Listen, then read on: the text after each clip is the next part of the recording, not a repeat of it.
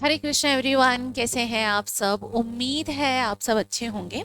और अब आपकी तैयारियां भी बहुत ज़ोरों शोरों से चल रही होंगी, क्योंकि नवंबर आधा ख़त्म हो चुका है और 1.5 महीने बाद आपकी बारात है, मतलब कि सीए इंटर के एग्ज़ाम्स हैं। तो गाइस, आज की हमारी एग्जामिशन एक्सप्रेस 2.0 में हम पढ़ने वाले हैं chapter 3, which is prospectus. Prospectus के बारे में हम पढ़ने वाले हैं। ठीक है मैम, ये नोट्स कहाँ से मिलेंगे आपको? ये नोट्स मिल जाएंगे हमारे टेलीग्राम के ग्रुप पे। ठीक है। अब यहाँ पर इस चैप्टर को पढ़ने से पहले ही मैं आपको बता दूं कि आपको इस चैप्टर में 5 से 10 मार्क्स अपनी जेब में रखने का मौका दिया जाएगा, क्योंकि ये चैप्टर जो है इम्पोर्टेंट है। देखो, हम सबको पता है हमारे कंपनीज एक्ट में कितने सेक्शन हैं। हमारे कंपनीज एक्ट में टोटल सेक्शन है 470 सेक्शंस, और टोटल चैप्टर्स कितने हैं? 29 चैप्टर्स हैं, जिनमें से ये वाला चैप्टर प्रोस्पेक्टस है हमारा चैप्टर 3। तो इस चैप्टर 3 को हमको पढ़ना है। सेक्शन 23 से 42 तक का ये चैप्टर होता है, जहाँ पे हमको चैप्टर 3 जहाँ पे हमको पढ़ना है सेक्शन 23 से सेक्शन 42 तक। ठीक है। अब ये चैप्टर जरूरी क्यों है राजा, आइए पहले देखते हैं। देखो, आईसीआई भी कोई चीज अगर इतनी इंपॉर्टेंट रखती है कि 5 से 10 मार्क्स पूछ रहा है, तो कुछ ना कुछ तो उसमें इंपॉर्टेंट बात रही होगी, इसीलिए पूछ रहे हैं। तो सबसे पहले मेरे बच्चों मेरी बात सुनो। प्रोस्पेक्टस का मतलब क्या होता है? What do you mean by prospectus? Prospectus का मतलब क्या होता है, देखो मैं तुमको बताती हूँ। प्रोस्पेक्टस का मतलब ये होता है, देखो, कंपनी जो होती है, ये जो कंपनी है, ये जो मेरी कंपनी है, इसको चाहिए पैसा। ठीक है। कंपनी को जब पैसा चाहिए होता है, इसको अगर मैं थोड़ा और आपको आपके एफएम के कंसेप्ट से भी थोड़ा अगर इसको कनेक्ट कर दूं तो तुमको मजा आ जाएगा। देखो, एक कंपनी है, कंपनी को धंधा करने के लिए पैसा चाहिए, मतलब बेसिकली कैपिटल चाहिए। कैपिटल जो हमने अकाउंट्स में पढ़ा था, और उसके बाद कॉस्ट ऑफ कैपिटल एक और चीज पढ़ी थी जो हमने एफएम में पढ़ी है, और वहीं इस कंपनी के प्रोस्पेक्टस के बारे में पढ़ेंगे लॉ में। आहा, मतलब आईसीएआई ने आपका जो सिलेबस है ना, वो इतना तगड़ा बना के रखा है, मतलब मजा आ जाए पढ़ने वाले को। अब मेरी बात सुनो। देखो, ये जो मेरी कंपनी है, इसको जब पैसा चाहिए होता है तो कंपनी के पास 3 रास्ते होते हैं। देखो, एक तो कंपनी के पास रास्ता होता है कि भाई इक्विटी शेयर लेके आ जाओ, जिसको आप के ई बोलते हो, cost of equity in your FM. दूसरा होता है कि भाई प्रेफरेंस लेके आ जाओ, प्रेफरेंस को हम के पी बोलते हैं, कॉस्ट ऑफ प्रेफरेंस। दूसरा होता है डेट ले लो। इस डेट में मैं बैंक लोन प्लस मैं डिवेंचर्स को भी इंक्लूड कर रही हूँ। ठीक है। इसको मैं बोलती हूँ कॉस्ट ऑफ डेट, के डी। ये हमारा एफएम है। ठीक है। अब देखो, ये कंपनी एक्ट, कंपनी लॉ हमको किस तरीके से इसके बारे में गाइड करता है। अब बताओ, मैंने तुमको बोला, अगर तुम इक्विटी शेयर के अकॉर्डिंग पैसा मार्केट से जनरेट करना है, कंपनी को धंधा करने के लिए पैसा चाहिए, सीधी बात है। अगर आपको धंधा करने के लिए पैसा चाहिए तो आपको कंपनी को पैसा लेना है। तो कंपनी के एफएम ने, फाइनेंस मैनेजर ने बोला कि देखो सर, मैं आपको 3 ऑप्शन दे सकता हूँ। अगर हमने बाहर से लोन लिया या फिर डिबेंचर उठाया, तो मेरे को इंटरेस्ट देना पड़ेगा मार्केट में 12%। बोला ठीक है साहब। बोला अगर प्रेफरेंस दिया तो इसमें क्यूमुलेटिव प्रेफरेंस शेयर्स, या फिर जिसमें कंपलसरी हमको डिविडेंड मिलता है, आप ऐसा मान लो, तो वो 10% का डिविडेंड मुझे हर साल देना पड़ेगा। बोला ठीक है। बोला इक्विटी का क्या हाल? बोला सर, इक्विटी में डिविडेंड का कंफर्मेशन नहीं है, और अगर डिविडेंड आपको देना भी है तो आपके मर्जी से आप जितना भी दे सकते हो, ऐसा लॉ बोलता है। तो आप चाहो तो हर साल इसमें जितना भी डिसाइड करके खुद के मन से आप डिविडेंड दे सकते हो। मान लो अभी आपकी बात के लिए समझाने के लिए मैंने लिख दिया 5%। अब तुम कंपनी के मालिक हो, तुम कंपनी के मालिक हो, बताओ तुमको सबसे ज्यादा सस्ता ऑप्शन क्या लगता है? पैसा कहाँ से लेना चाहिए, 5%, 10% की 12%? आपका के ई मतलब इक्विटी से पैसा उठाने के लिए तुमको जो कॉस्ट लगेगी वो है 5%। अगर आपको प्रेफरेंस से पैसा उठाना है तो 10%, और अगर डिवेंचर से या डेट से पैसा उठाना है तो 12%। तुमको क्या लगता है सबसे सस्ता तरीका क्या है जहां से पैसा आ सकता है? सब, मुझे तो एक ही सस्ता तरीका दिखता है, वो होता है इक्विटी। इक्विटी में मुझे सबसे कम ब्याज लग रहा है, इक्विटी में मुझे सबसे कम ब्याज लग रहा है, या फिर मैं बोल दूं सबसे कम डिविडेंड लग रहा है। तो आप एज अ कंपनी के मालिक, कंपनी के मालिक ने बोला ठीक है साहब, मैं इक्विटी से पैसा लेने के लिए तैयार हूँ, इक्विटी से पैसा उठा लो। बोला साहब, ऐसे नहीं उठता इक्विटी से पैसा, इसके लिए हमको बहुत पापड़ बेलने पड़ेंगे। बोला क्या पापड़ बेलने पड़ेंगे? बोला देखो साहब, अगर पब्लिक एट लार्ज से आपको पैसा लेना है, समझेंगे पब्लिक एट लार्ज का मतलब क्या होता है? अगर, सॉरी, अगर आपको पब्लिक से पैसा उठाना है तो आपको सबसे पहले तो सेबी के पास जाना पड़ेगा। सेबी की कुछ रेगुलेशंस हैं, प्लस आपको कंपनीज एक्ट के 2013 के चैप्टर 3 को फॉलो करना पड़ेगा। तो ये भाई साहब ने बोला अच्छा, तो चलो सेबी का तो अपन देख लेंगे, मुझे तो ये बताओ कि ये कंपनीज एक्ट चैप्टर 3 क्या बोलता है। बोलता है सर इक्विटी मतलब क्या, पब्लिक को शेयर ऑफर करना कि भाई ये लो मेरी कंपनी के शेयर ले लो और उसके बदले मुझे जो है तुम पैसे दे दो, मैं कंपनी में इन्वेस्ट करूंगा और बाद में तुम मार्केट में जो तुमको इन शेयर की ट्रेडिंग करनी है कर लेना। बोला ठीक है। बोला सर यहाँ पे ये जो इक्विटी वाले हैं ना ये हैं हमारे फूफा जी, ये जो इक्विटी वाले हैं ना ये फूफा जी हैं, ये फूफा जी। आप एक बात बताओ, क्या फूफा जी को मुझे करेक्ट इनविटेशन देना पड़ेगा कि नहीं? किसी भी घर में आपने देखा है क्या फूफा जी को ऐसे ही बोल दिया कि आना हो तो आ जाना, नहीं तो नहीं भाई, इज्जत करनी पड़ती है, फूफा जी को हाथ पैर जोड़ के बोलना पड़ता है कि आप सादर आमंत्रित हैं।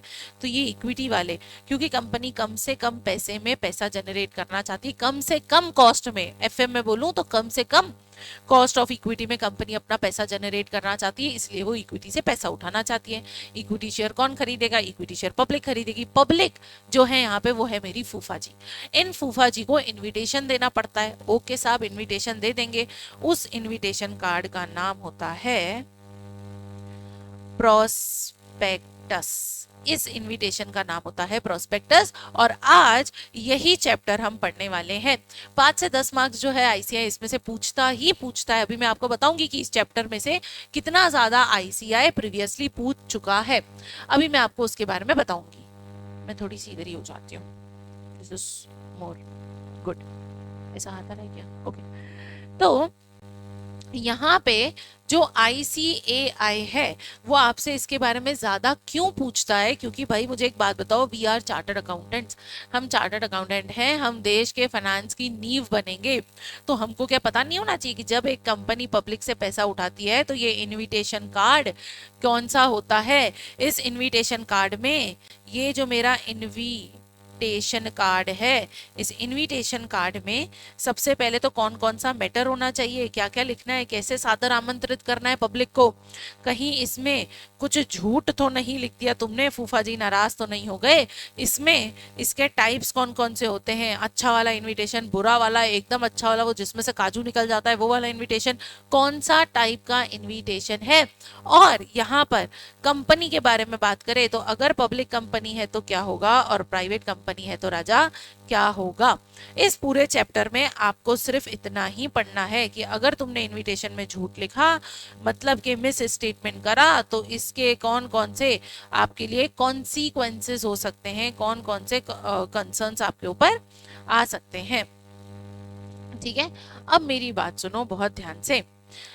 इस पूरे चैप्टर को अगर मैं बोलूं तो रियलिटी में बहुत काम का चैप्टर है। बहुत सारे इन्वेस्टिंग, देखो कोई भी चीज पढ़ो तो एग्जाम के लिए तो पढ़ ही रहे, फ्यूचर में क्या काम आएगा ये भी देखना चाहिए। ये वाला चैप्टर बहुत सारे चार्टर्ड अकाउंटेंट्स वर्क करते हैं इन्वेस्टमेंट बैंकिंग के साथ। इन्वेस्टमेंट बैंकिंग का क्या काम होता है मेरे राजा, प्यारे बच्चे, राजा रानी दोनों की बात सुनो। पिछली बार किसी बच्ची ने मुझे टेलीग्राम पे बोला था कि मैडम सिर्फ राजा राजा बोलती रहती है, रानी नहीं बोलती। तो सुनो मेरी रानियों और राजाओं, देखो बेटा क्या होता है ना, जब कोई एक कंपनी प्रोस्पेक्टस लेके आती है तो प्रोस्पेक्टस का मतलब वो क्या ऐसे थोड़ी मुंह से मतलब यही फॉर एग्जांपल अगर आईपीओ आया तो भाई मेरा एक शेयर इतने का, शेयर का लॉट इतने का, नहीं। वो जो सारे सीए होते हैं इन्वेस्टमेंट बैंकिंग में, जितने भी आईआईटीएन्स, एमबीएस और सीएस होते हैं, ये सब वैल्यूएशन करके देते हैं कि भाई तुम्हारी कंपनी के वैल्यूएशन के हिसाब से तुम्हारी कंपनी की शेयर प्राइस ये आती है, इसी शेयर प्राइस में अपने शेयर्स को इशू करो, बरोबर। वहां पे आता है सीए का काम। तो प्रोस्पेक्टस में राजा जो भी इंफॉर्मेशन दी हुई होती है मेरे बच्चे, प्रोस्पेक्टस में जो इंफॉर्मेशन दी हुई होती है वो एक सीए जो है उसका काम करता है इन इन्वेस्टमेंट बैंकिंग।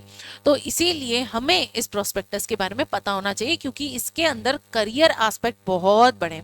ठीक है, investment banking is one of the best profession in India to work with, जहाँ पे पैसा भी अच्छा खासा है, इज्जत भी बहुत है और प्लस डिमांड भी काफी है लोगों की। बट शर्त यह है कि आपका जो नॉलेज है वो एकदम बढ़िया होना चाहिए। ठीक है, ये तो समझ में आ गया। तो प्रोस्पेक्टस का बैकग्राउंड पूरा समझ में आ गया आपको? जी आ गया एकदम। अब एक बार जरा इस पे नजर घुमाइए। ये सारे वो सेक्शंस हैं, वो सारे रूल्स हैं, सारे टॉपिक्स हैं, प्रोविजंस हैं, अटेम्प्ट्स हैं जो आईसीएआई इस चैप्टर में से ऑलरेडी पूछ चुका है। आपको ये देख के समझ में आएगा कि ये आईसीएआई काफ़ी कुछ इस चैप्टर में से पूछ चुका है, और इसी को मैं इंपॉर्टेंट सेक्शन लिस्ट भी बोलूँगी, और आपको ये पूरा चैप्टर करना ही चाहिए। अब चलो ये तो समझ में आ गया कि भाई जब एक कंपनी को पैसा उठाना होता है, सस्ते में पैसा उठाना होता है, तो वो इक्विटी से पैसा उठाता है। ठीक है, जब वो इक्विटी से पैसा उठाता है तो उसको इस फूफा जी को इनवाइट करने के लिए, शेयर खरीदने के लिए इनवाइट करना पड़ेगा। उस इनविटेशन का नाम है प्रोस्पेक्टस। इतना समझ में आया? हम बात करते हैं कंपनी की। देखो राजा, कंपनी मेरी कौन सी होती है? दो तरीके की होती है, चैप्टर 1 में हमने ऑलरेडी पढ़ लिया था। एक होती है मेरी पब्लिक कंपनी और एक होती है मेरी प्राइवेट कंपनी, बरोबर। अब देखो, पब्लिक कंपनी पब्लिक क्यों की जाती है? पब्लिक कंपनी पब्लिक क्यों होती है? पब्लिक कंपनी पब्लिक इसलिए होती है क्योंकि ये लिस्टेड होती है। Public company is my listed company. अच्छा, पब्लिक कंपनी नॉन लिस्टेड हो सकती है, बिल्कुल, लेकिन अभी हम बात करें पब्लिक कंपनी जो लिस्टेड होती है। लिस्टेड कंपनी जो है वो पब्लिक एट लार्ज को मेरी लिस्टेड कंपनी क्या कर सकती है? इनविटेशन दे सकती है। क्या कर सकती है? इनविटेशन दे सकती है, मतलब के प्रोस्पेक्टस दे सकती है। और जो प्राइवेट कंपनी है, भाई ये प्राइवेट है, इसमें मिनिमम 2 से मैक्सिमम 200 लोग ही होते हैं। This is not public company. जो कंपनी पब्लिक नहीं है, जो कंपनी लिस्टेड नहीं है, वो कंपनी लोगों से पैसा नहीं ले सकती। ऐसा क्यों? ऐसा सेबी बोलता है मेरे राजा कि मेरी जो कंपनी है, अगर वो प्राइवेट कंपनी है तो तुम प्राइवेट लोगों से प्राइवेट प्लेसमेंट के थ्रू पैसा जनरेट कर सकते हो, तुम पब्लिक का पैसा यूज नहीं कर सकते। देखो, अब इसका भी एक कॉमन सेंस है। सेबी, जब भी कोई कंपनी लिस्ट होती है तो सेबी बहुत सारे चेक लगाती है कि क्या ये कंपनी खराब तो नहीं है, क्या इस कंपनी में कोई फ्रॉड तो नहीं हो रहा, क्या इस कंपनी में पैसा लगाने से पब्लिक का कोई नुकसान तो नहीं हो जाएगा। उसके बाद वो एक कंपनी को लिस्ट करती है, मतलब पब्लिक एट लार्ज को नुकसान ना हो, इसीलिए सेबी जो है हर कंपनी की चेकिंग करने के बाद ही उसको लिस्ट करती है।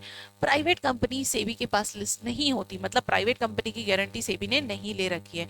और क्योंकि हम जैसे, आप जैसे लोगों का, भोले भाले लोगों का पैसा ऐसी कंपनी खा के भाग ना जाए, इसीलिए सेबी जो है प्राइवेट कंपनीज को अलाउ नहीं करती कि भाई तू मेरे पास लिस्टेड नहीं है, मेरे को तेरी गारंटी नहीं है, इसलिए तुम हमारे इंडिया की पब्लिक से पैसा नहीं ले सकती हो। तो अब हमको पढ़ना है इसमें, एक तो प्रोस्पेक्टस पढ़ना है। देखो, प्रोस्पेक्टस मतलब किसका हो जाएगा? हमारा पब्लिक कंपनी जो कि लिस्टेड है, जो कि फूफा जी को क्या देती है? इन्विटेशन। हमारे इक्विटी शेयर होल्डर्स के लिए इन्विटेशन आता है। सॉरी, जुल्फे बीच में आ रही थी। और प्राइवेट कंपनी करती है प्राइवेट प्लेसमेंट। ये जो प्राइवेट प्लेसमेंट है ना, ये बहुत इंपॉर्टेंट है, और यहाँ पे भी बहुत सारे सेक्शंस इंपॉर्टेंट है। ठीक है, तो चलो अब हम इसको पढ़ना शुरू करते हैं। देखो, ये जो इक्विटी है, इक्विटी क्या ये मेरी सिक्योरिटी है? यस। तो मुझे अब सबसे पहले सिक्योरिटी की डेफिनेशन समझनी चाहिए क्या है। आपको इस तरीके के एग्जामिनर ट्रैप जो है बहुत सारे दिखेंगे हमारे नोट्स में, because these are the traps जहाँ पर एग्जामिनर बच्चों को फंसाने की कोशिश करता है, जहाँ पे बच्चा जो है घबरा जाता है और गलत आंसर लिख के आ जाता है। तो आप यहाँ से सारे ट्रैप्स को देख सकते हो। There are English corners. इन इंग्लिश कॉर्नर्स के थ्रू जो है आप जो है क्या कर सकते हो, अगर कोई भी आपको डिफिकल्ट लैंग्वेज जो समझ में नहीं आ रही, याद करने में दिक्कत हो रही है, और जो एमसीक्यू के लिए इंपॉर्टेंट है, वो मैंने हमारी व्हाट्सएप की लैंग्वेज में यहाँ पे लिख दिया है। उसके बाद देयर आर सम इलास्ट्रेशंस भी दे रखे हैं मैंने, जो कि प्योरली हमारे मॉड्यूल से उठाए गए हैं, जो एग्जाम में कभी भी पूछे जा सकते हैं। Okay, now let's get started. थोड़ा हम डाइव इन करते हैं हमारे चैप्टर 3 के अंदर। अब देखो मेरा चैप्टर 3 क्या बोलता है। चैप्टर 3 में देखो, सबसे पहले हमें समझना है प्रोस्पेक्टस, और प्रोस्पेक्टस की टाइप क्या है। फूफा जी को जो इनविटेशन देना है, उस इनविटेशन को क्या बोलते हैं, क्या डेफिनेशन है, और दूसरा उसके टाइप्स क्या है। ठीक है, उसके बाद एक्सप्लेन करना है procedure for issue of prospectus, किस तरीके से प्रोस्पेक्टस को, इनविटेशन को कैसे इशू किया जाएगा, ऐसा क्या किया जाएगा कि माना जाएगा कि फूफा जी को प्रोस्पेक्टस मिल गया है। दूसरा, अगर आपने कोई भी मिस स्टेटमेंट मतलब झूठ बोला इनविटेशन में, तो सिविल और क्रिमिनल लाइबिलिटी क्या आएगी आपके ऊपर। और दूसरा, प्रोसीजर हमको देखना है allotment of private placement of securities. जब प्राइवेट कंपनी जो है सिक्योरिटीज को इशू करती है तो वो कैसे प्राइवेट प्लेसमेंट करती है। तो राजा इसका एक बेसिक वर्जन आपको समझ आ गया होगा। अब एक बार आप ये देखो, वी हैव, ये देखो राजा, ये है हमारे जोमेटो का प्रोस्पेक्टस, ठीक है। जोमेटो के प्रोस्पेक्टस पे देखो यहाँ पे क्या लिखा हुआ है, ये लिखा हुआ है red herring prospectus, this is the type of prospectus. जिस डेट को प्रोस्पेक्टस लॉन्च हुआ वो यहाँ पे डेट भी लिखी हुई है, ठीक है। अब please read section 32 of the companies act. हम ये सेक्शन 32 पढ़ने वाले हैं। अब हम प्रोस्पेक्टस को देखते देखते देखते देखते हमारा ये चैप्टर करने वाले हैं। चलो अब दोबारा से हम आ जाते हैं हमारे चैप्टर 3 पे। देखो पब्लिक ऑफर, जो पब्लिक कंपनी नाराज फूफा जी को जो इनविटेशन देती है उसकी सारी प्रोसेस, क्या उसमें लिखा होना चाहिए, गलत लिखा तो क्या हो जाएगा, किस किस तरीके के टाइप होते हैं, डेफिनेशन क्या होती है, ये सब किस में दिया हुआ है, सेक्शन 23 से 41 तक। और प्राइवेट प्लेसमेंट की बात करता है मेरा सेक्शन 42। तो ये जो चैप्टर है हमारा 2 पार्ट्स में डिवाइडेड है, ठीक है। अब यहाँ पे इंट्रोडक्शन वही दिया हुआ है जो मैंने आपको समझाया कि जब एक कंपनी को कैपिटल को रेस करना होता है मेरे बच्चे, तो वो कैपिटल को कैसे रेस करता है। मैंने बताया यहाँ तो इक्विटी से प्रेफरेंस है, डेट से। इक्विटी का जो रास्ता है वो सबसे आसान रास्ता होता है, बट इसमें एक ही शर्त है कि आपको सेबी की रिक्वायरमेंट को फॉलो करना पड़ता है। ओके, अब यहाँ पे देखो, जो पब्लिक ऑफर होता है वो मास इनविटेशन होता है, लेकिन प्राइवेट सिलेक्टिव, मैंने अभी अभी आपको बताया था मेरी कंपनी 2 तरीके की होती है, पब्लिक कंपनी और प्राइवेट कंपनी। अब जो मेरी प्राइवेट कंपनी है वो पूरी पब्लिक को ऑफर दे सकती है, पूरी जनता उसके लिए फूफा जी है, लेकिन जो एक सॉरी पब्लिक कंपनी, और जो मेरी प्राइवेट कंपनी है वो प्राइवेट है ना राजा, उसकी जिम्मेदारी सेबी क्यों लेगा, सेबी उसको क्यों अलाउ करेगा कि वो भारतीय जनता से पैसा ले ले। अच्छा, ऐसा सेबी क्यों करता है, देखो 1950s में जब सेबी तो 1992 में आया था, उसके पहले लोगों को, इंडिया के लोगों को शेयर मार्केट पे भरोसा नहीं था। उनको ऐसा था कि भाई यहाँ पे जो हमारे पैसे हैं उसका मिसयूज हो जाएगा, हमारे पैसे खा जाएंगे लोग, ये कंपनियां खा जाएंगी। इसीलिए सेबी को एस्टेब्लिश किया गया था कि तुम पहले हर कंपनी की जांच करोगी और जिस कंपनी को तुम अप्रूव करोगी, मतलब अपने अंडर लिस्ट करोगी, वही कंपनी अपने शेयर्स पब्लिक में बेच सकता है, ठीक है, क्योंकि उसके लिए सेबी लायबल है, सेबी उसकी जिम्मेदारी लेती है कि भाई मैंने इस कंपनी को चेक करा है, नाउ इट इज लिस्टेड। तो लोगों में कॉन्फिडेंस है कि अच्छा सेबी जो है गवर्नमेंट रेगुलेटेड बॉडी है, तो इसने सही कंपनी को ही चांस दिया होगा। इसीलिए प्राइवेट कंपनी जो सेबी के पास लिस्टेड नहीं है वो प्राइवेट प्लेसमेंट करती है, सेबी उसकी जिम्मेदारी नहीं लेती, ठीक है। अब उसके बाद सेक्शन 23 ही पहला हमारी बात करता है। सबसे पहली बात आती है हमारी सेक्शन 23 सबसेक्शन 1 की, जो ये बोलता है कि मेरी जो पब्लिक कंपनी है वो पूरी पब्लिक को इन्विटेशन दे सकती है, लेकिन प्राइवेट वाले सिलेक्टेड को ही दे सकते हैं। अब यहाँ पे मेरी बात सुनो, एक और चीज,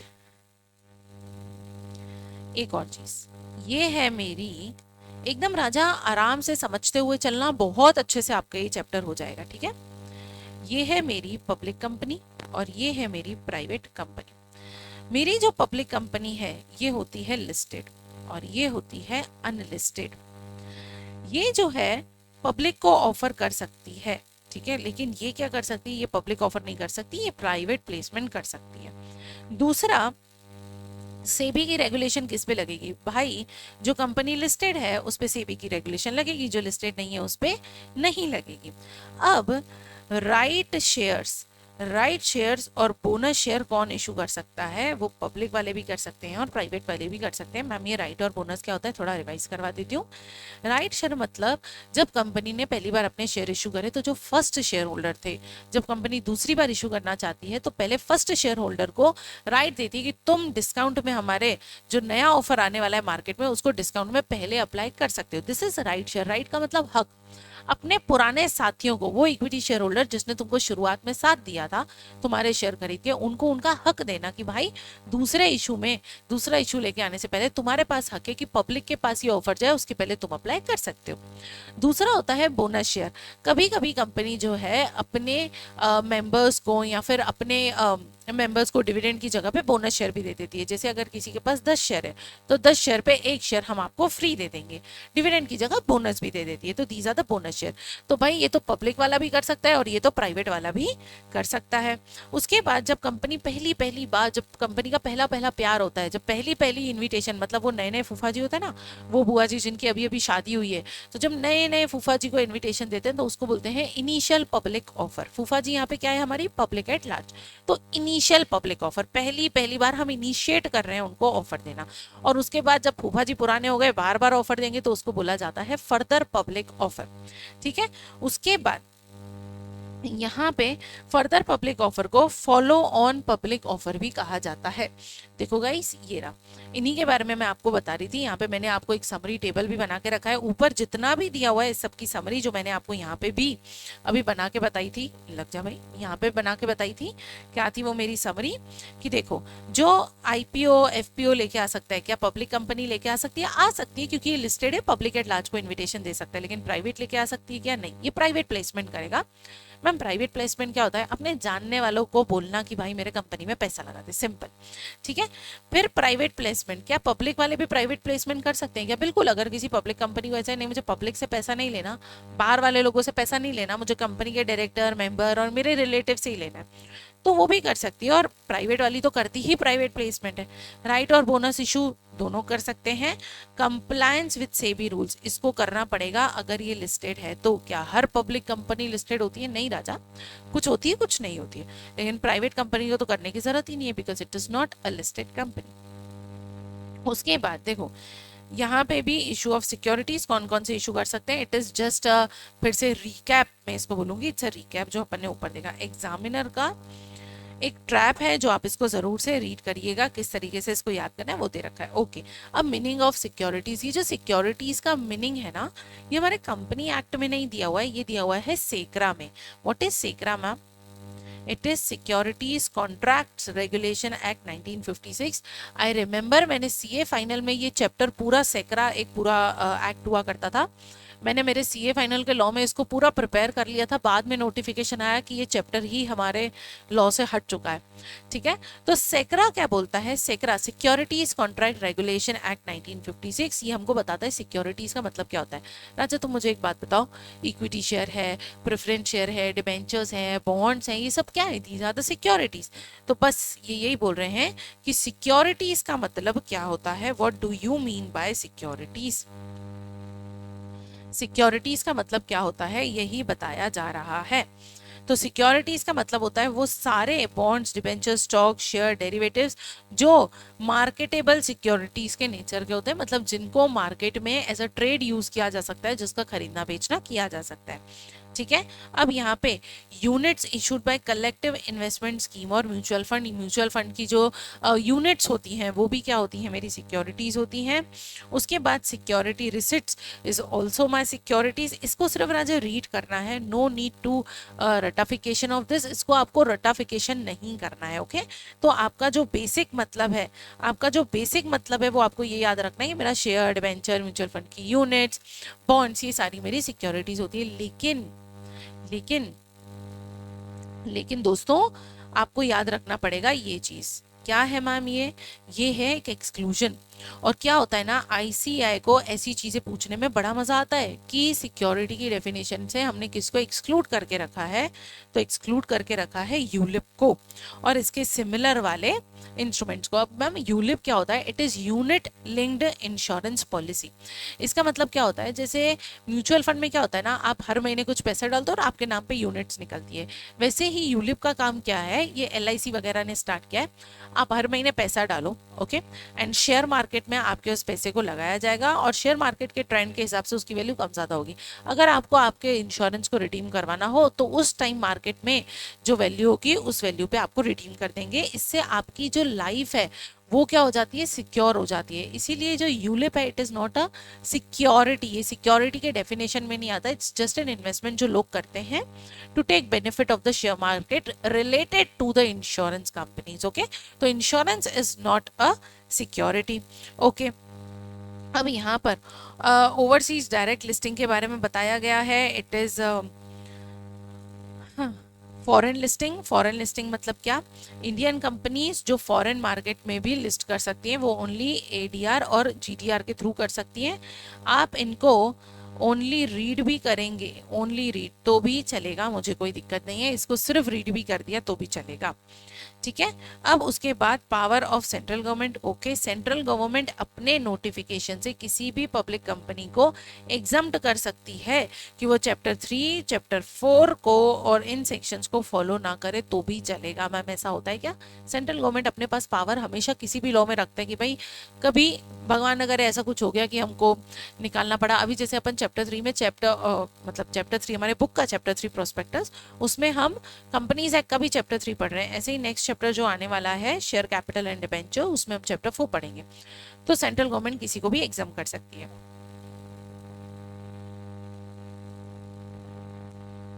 अब देखो यहाँ पर मैंने आपको क्या बोला, मैंने यहाँ पे कुछ इलास्ट्रेशन भी दिया है एमसीक्यू का कि भाई सिक्योरिटीज की डेफिनेशन में क्या आता है, यूलिप आता है क्या? नो, ये सिक्योरिटीज की डेफिनेशन में नहीं आता। मैंने बोला भी, इसको ध्यान रखना। ओके, नाउ आते हैं हमारे सेक्शन 24 पे जो बात करता है regulation of issue and transfer of securities. यहाँ पे हम जो है ट्रांसफर करते हैं अपनी सिक्योरिटीज को।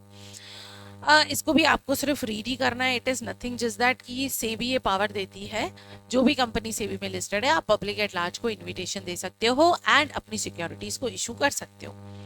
यहाँ पर मेन आता है यहाँ से, it is meaning of prospectus. Prospectus का मतलब क्या होता है, हम यहाँ आ जाते हैं। प्रोस्पेक्टस का मतलब ये होता है कोई भी डॉक्यूमेंट डिस्क्राइब्ड और इशूड एज प्रोस्पेक्टस, वो कोई भी डॉक्यूमेंट जिसको हमने डिस्क्राइब किया हो या उसको इशू किया हो एज अ प्रोस्पेक्टस। प्रोस्पेक्टस का मतलब क्या होता है बेटा? इनविटेशन देना, पब्लिक एट लार्ज को इनविटेशन देना। इनविटेशन देना कि आओ और हमारे कंपनी के शेयर्स को खरीदो, सिंपल, ठीक है।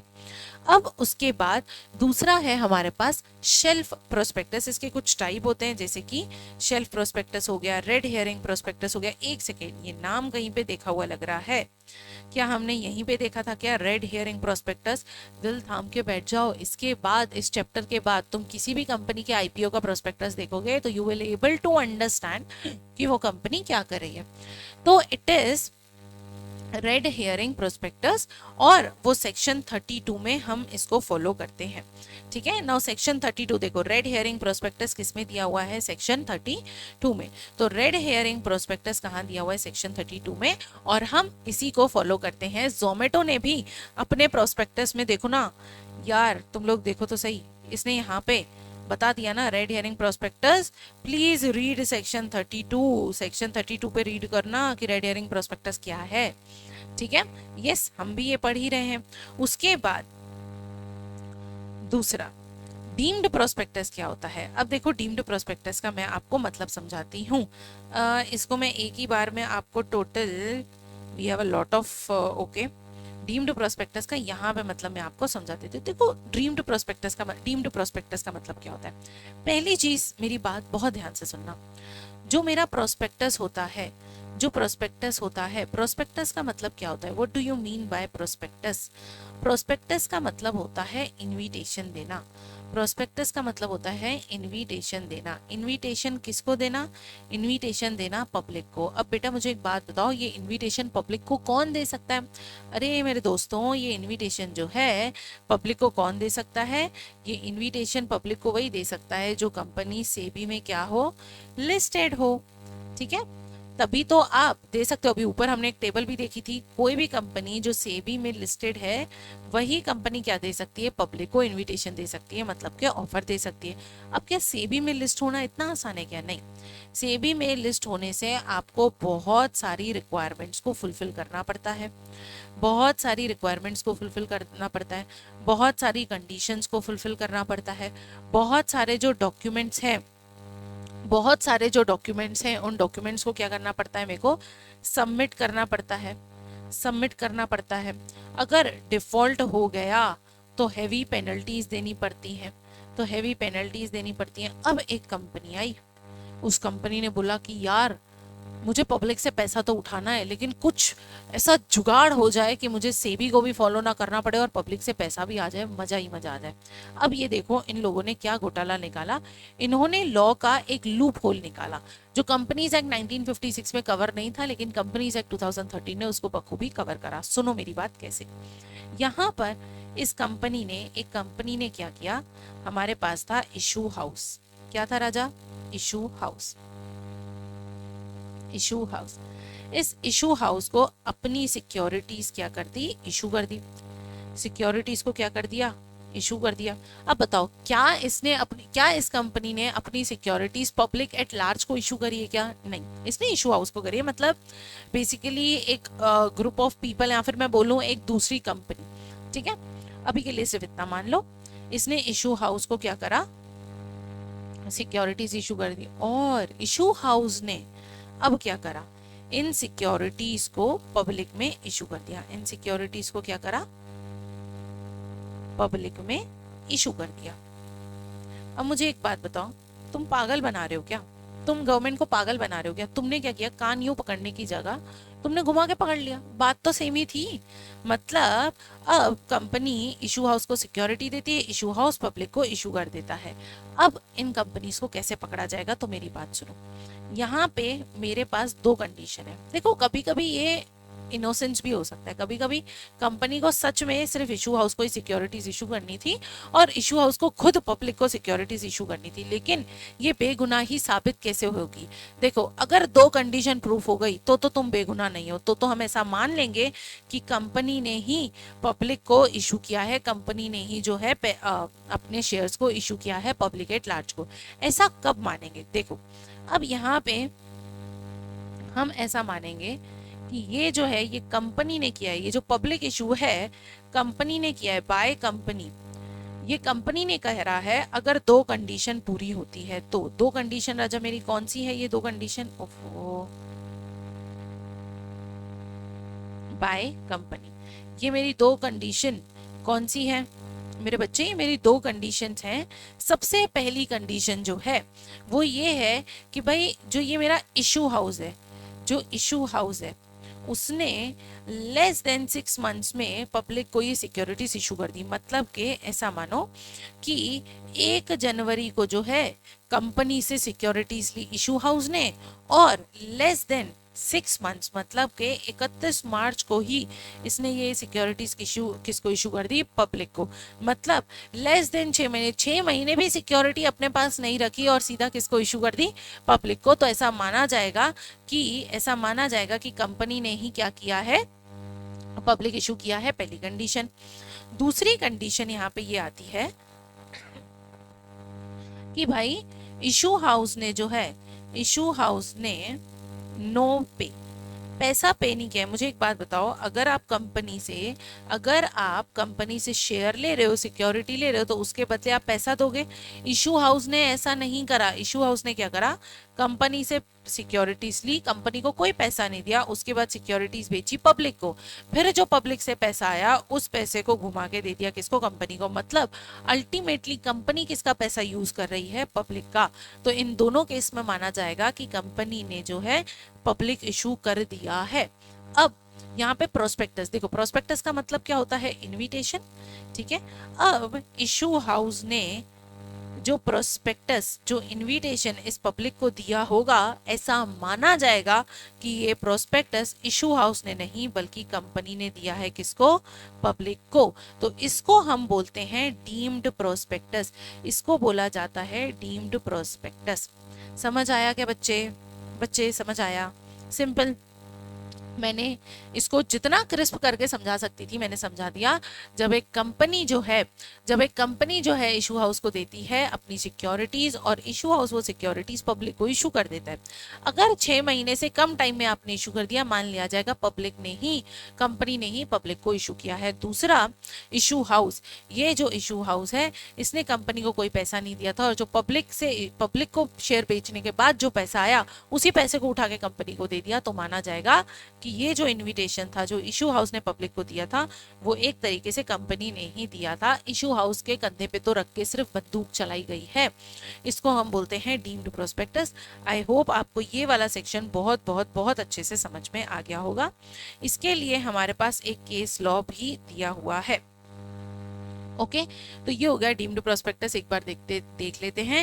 व्हेन अ कंपनी ऑफर्स और agree to offer any security to the public for sale, the document offering such security shall be deemed to be prospectus issued by the company. जब ये किसी और issue house के through करती है तो ऐसा।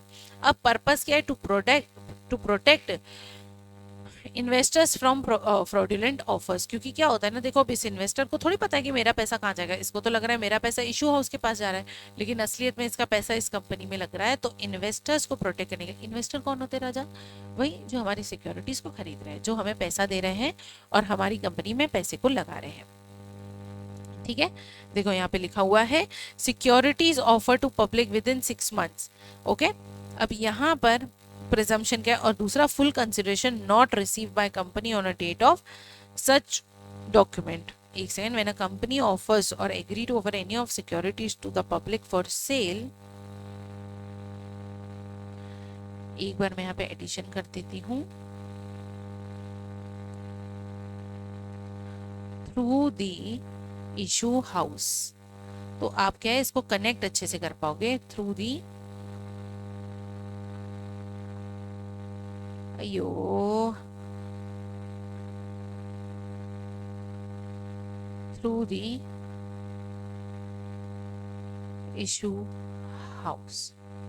ओके, समझ में आया, समझ में आ गया। ओके, अब उसके बाद section yes section 25 sub section 3 क्या बोलता है कि इन एडिशन टू सेक्शन 26, आगे देखेंगे सेक्शन 26 में क्या है। सेक्शन 26 में हमको बताया गया है, एक बार बता देती हूँ, मैंने आपको बोला था ना, देखो अगेन प्रोस्पेक्टस का मतलब क्या होता है बच्चे, प्रोस्पेक्टस, प्रोस्पेक्टस का मतलब होता है दोस्तों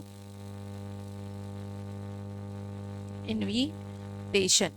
एक बात बताओ, मैंने आपको बताया था फूफा जी को इनविटेशन देंगे तो उसमें मैटर भी तो लिखना पड़ेगा, किस चीज का इनविटेशन है। तो यहाँ पर इनविटेशन में हम बताते हैं matters to be stated in prospectus, in prospectus, prospectus में कौन कौन से मैटर्स आने चाहिए, तो ये इसकी बात करता है मेरा सेक्शन 26। मेरा सेक्शन 26 बताता है कि इनविटेशन में कौन कौन से मैटर्स को लिखना है। वैसे ही यहाँ पर बस बोला गया है कि जो मैटर्स सेक्शन 26 में बोले हैं वो तो लिखने ही लिखने हैं, उसके एडिशन में आपको ये भी लिखना है कि नेट अमाउंट आपने कितना रिसीव करा है और कितना रिसीव करने वाले हैं एज अ कंसिडरेशन, और टाइम और प्लेस जहाँ पे कॉन्ट्रैक्ट जो है फॉर अलॉटमेंट में भी इंस्पेक्टेड, टाइम और प्लेस जहाँ पर इस कॉन्ट्रैक्ट को हम इंस्पेक्ट कर सकते हैं। ओके, और ये जो डीम्ड प्रोस्पेक्टस है ये किसने साइन किया होना चाहिए, at least 2 directors of the company, company के एटलीस्ट 2 डायरेक्टर्स ने इस प्रोस्पेक्टस को साइन किया रहना चाहिए।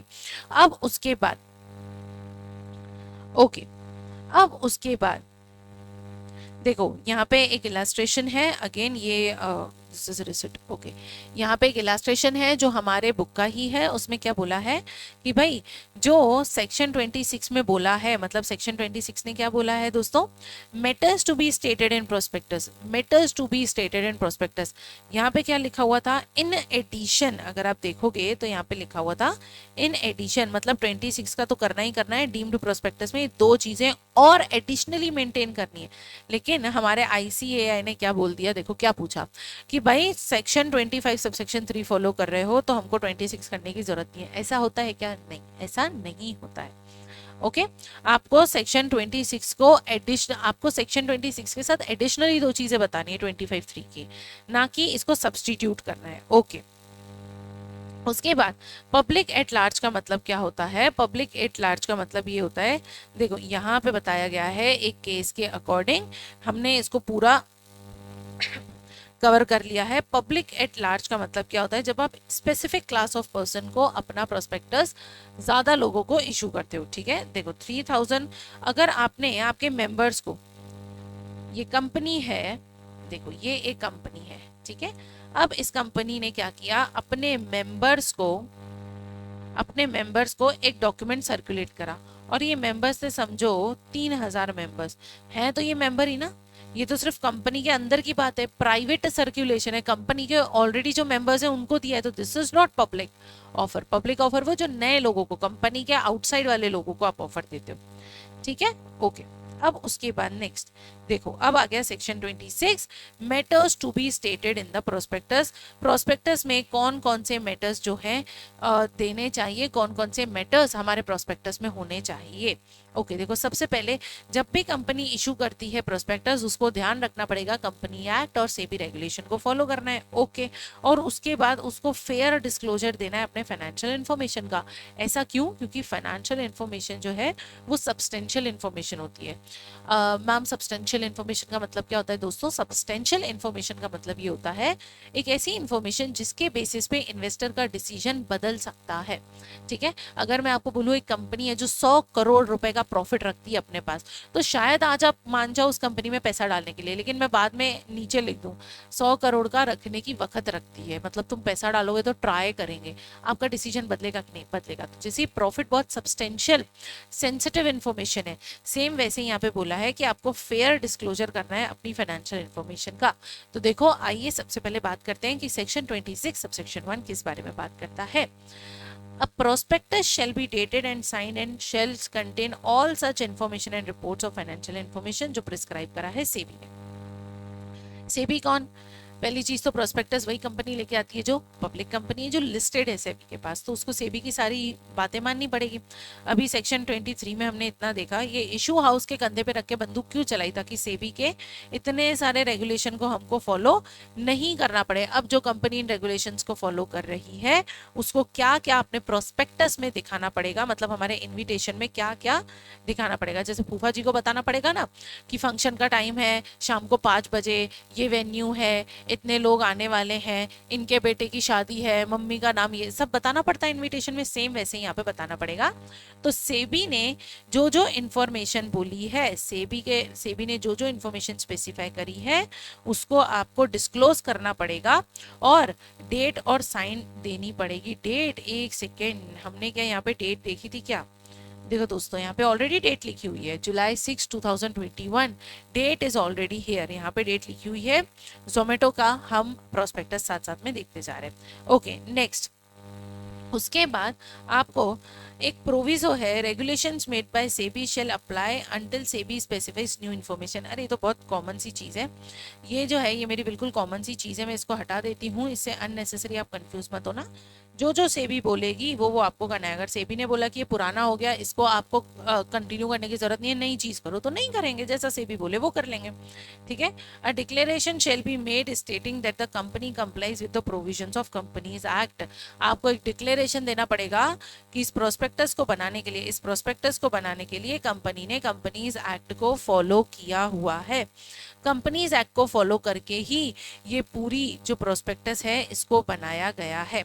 ठीक है, यहाँ पे अगर आप देखें तो यहाँ पे सारी रेगुलेशंस और जो जो चीज़ें इन्होंने फॉलो करी है वो यहाँ पे बता रखी है, उन्होंने सब बता रखा है कि हमने किस किस चीज़ को फॉलो किया हुआ है। आपको बताना पड़ेगा कि आपने कंपनीज एक्ट को फॉलो करके रखा है। अब आपको स्टेटमेंट देना पड़ेगा कि हमने कंपनीज एक्ट के प्रोविजंस को फॉलो करके रखा है।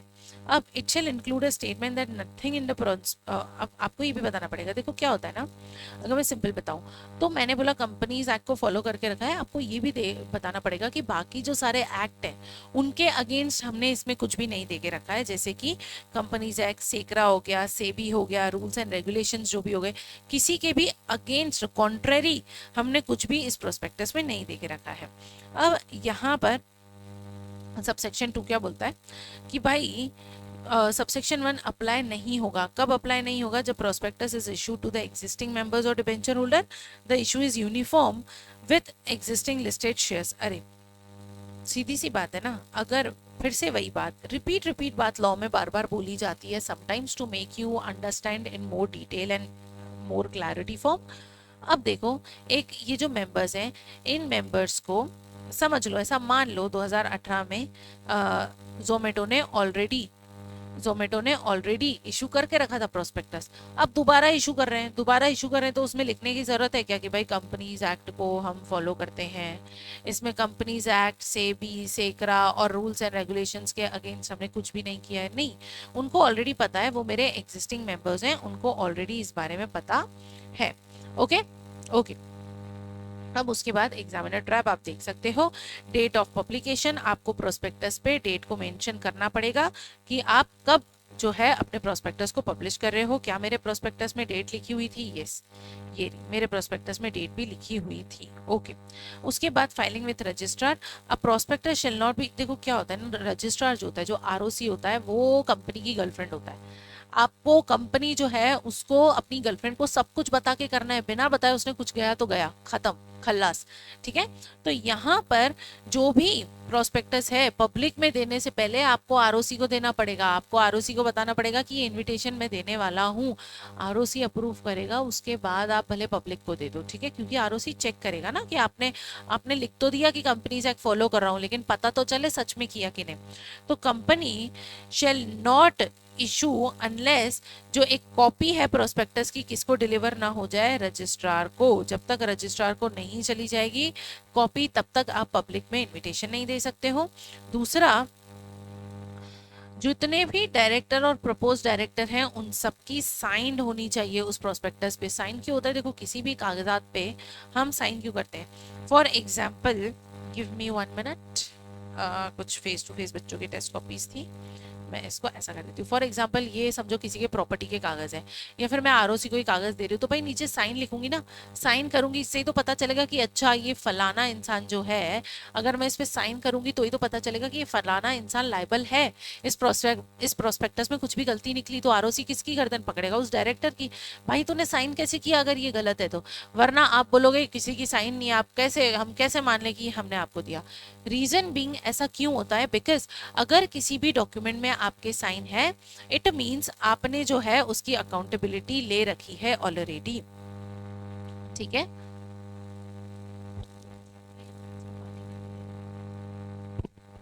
ओके।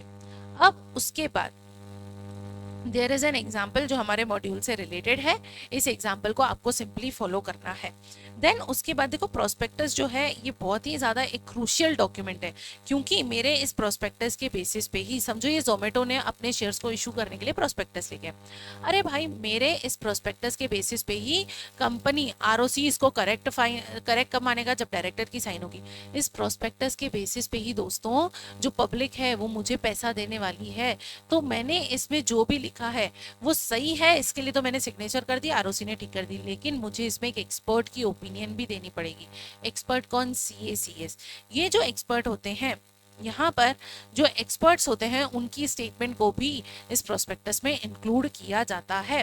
किसके लिए इंक्लूड किया जाता है? देखो कि भाई हाँ, हमने इस कंपनी का वैल्यूएशन किया है, इस कंपनी के शेयर की वैल्यू इतनी वक्त तो रखता है, हाँ इस कंपनी के जितने भी प्रोजेक्टेड फाइनेंशियल स्टेटमेंट है, प्रोजेक्टेड मतलब आने वाले साल में दोस्तों कि ये कंपनी कितना प्रॉफिट कमाएगी, कितना इनकम कमाएगी, वो सब इसमें लिखा हुआ है, and it is perfectly fine and correct. अब यहाँ पर जब हम ये काम करते हैं तो एक एक्सपर्ट जो है अपनी स्टेटमेंट लिखता है। अब जब ये मैं समझो आरओसी हूँ, मेरे पास ये डॉक्यूमेंट आया, मेरे पास आया, मैंने देखा कि अच्छा ये तो कंपनी का प्रोस्पेक्टस है, डायरेक्टर की साइन है, ओके। अब यार प्रोस्पेक्टस होता है 250 पेज का, 450 पेज का, 500 पेज का प्रोस्पेक्टस होता है। तो मुझे एक बात बताओ, अगर आप जोमेटो का भी अगर मैं आपको बताऊं तो कितना बड़ा प्रोस्पेक्टस है। If you can see here, cancel cancel, अगर आप यहाँ पर देख पा रहे हैं तो आपको दिखेगा कि it is around 420 of pages. तो भाई 400 पेज को कोई भी इंसान ऐसा एक एक चीज सही निकले ये कैसे मान लेगा? इसीलिए हम इसमें डालते हैं एक्सपर्ट का ओपिनियन, एक्सपर्ट का स्टेटमेंट कि हाँ इस कंपनी ने सब कुछ फॉलो किया है, हाँ इस कंपनी ने डिफॉल्ट नहीं करा, हाँ ये कंपनी ने कोई फ्रॉड नहीं करा, हाँ ये कंपनी इंसॉल्वेंट नहीं होगी, हाँ इसके प्रोजेक्टेड फाइनेंशियल स्टेटमेंट अच्छे हैं, ऐसा होना चाहिए। लेकिन कौन से केसेस में एक्सपर्ट की इधर स्टेटमेंट नहीं लिखनी है? पहला, और आपको बहुत लॉजिक भी लगेगा, अगर एक्सपर्ट खुद, मतलब आपको एक्सपर्ट की स्टेटमेंट इंक्लूड नहीं करनी। मुझे एक बात बताओ, अगर जो एक्सपर्ट है वो खुद ही इस कंपनी में पैसा डाल के बैठा है और एक्सपर्ट चाहता है कि इस कंपनी को पैसा मिले ताकि मेरा भी फायदा हो, तो वो अच्छी से ओपिनियन देगा क्या? नहीं, हो सकता है वो गलत इन्फॉर्मेशन दे दे। ठीक है, तो यहाँ पर एक्सपर्ट की ओपिनियन हम तब तक नहीं डालेंगे जब तक वो एक्सपर्ट खुद इंगेज और इंटरेस्टेड ना हो उस कंपनी के प्रमोशन, मैनेजमेंट और फॉर्मेशन में। फॉर्मेशन मतलब कंपनी बनाना, मैनेजमेंट मतलब उसको मैनेज करना, और उसके प्रमोशन में एक्सपर्ट ने जो है रिटर्न कंसेंट दी है कि भाई हाँ आप इस प्रोस्पेक्टस को इशू कर सकते हो, कोई दिक्कत नहीं है, एकदम करेक्ट है, जाओ इसको इशू कर दो। उसके बाद जैसे ही आपने आरओसी के पास फाइल किया, एक्सपर्ट ने अपनी कंसेंट को विड्रॉ नहीं किया है, क्योंकि देखो कुछ कुछ एक्सपर्ट ऐसे भी तो कर सकते हैं।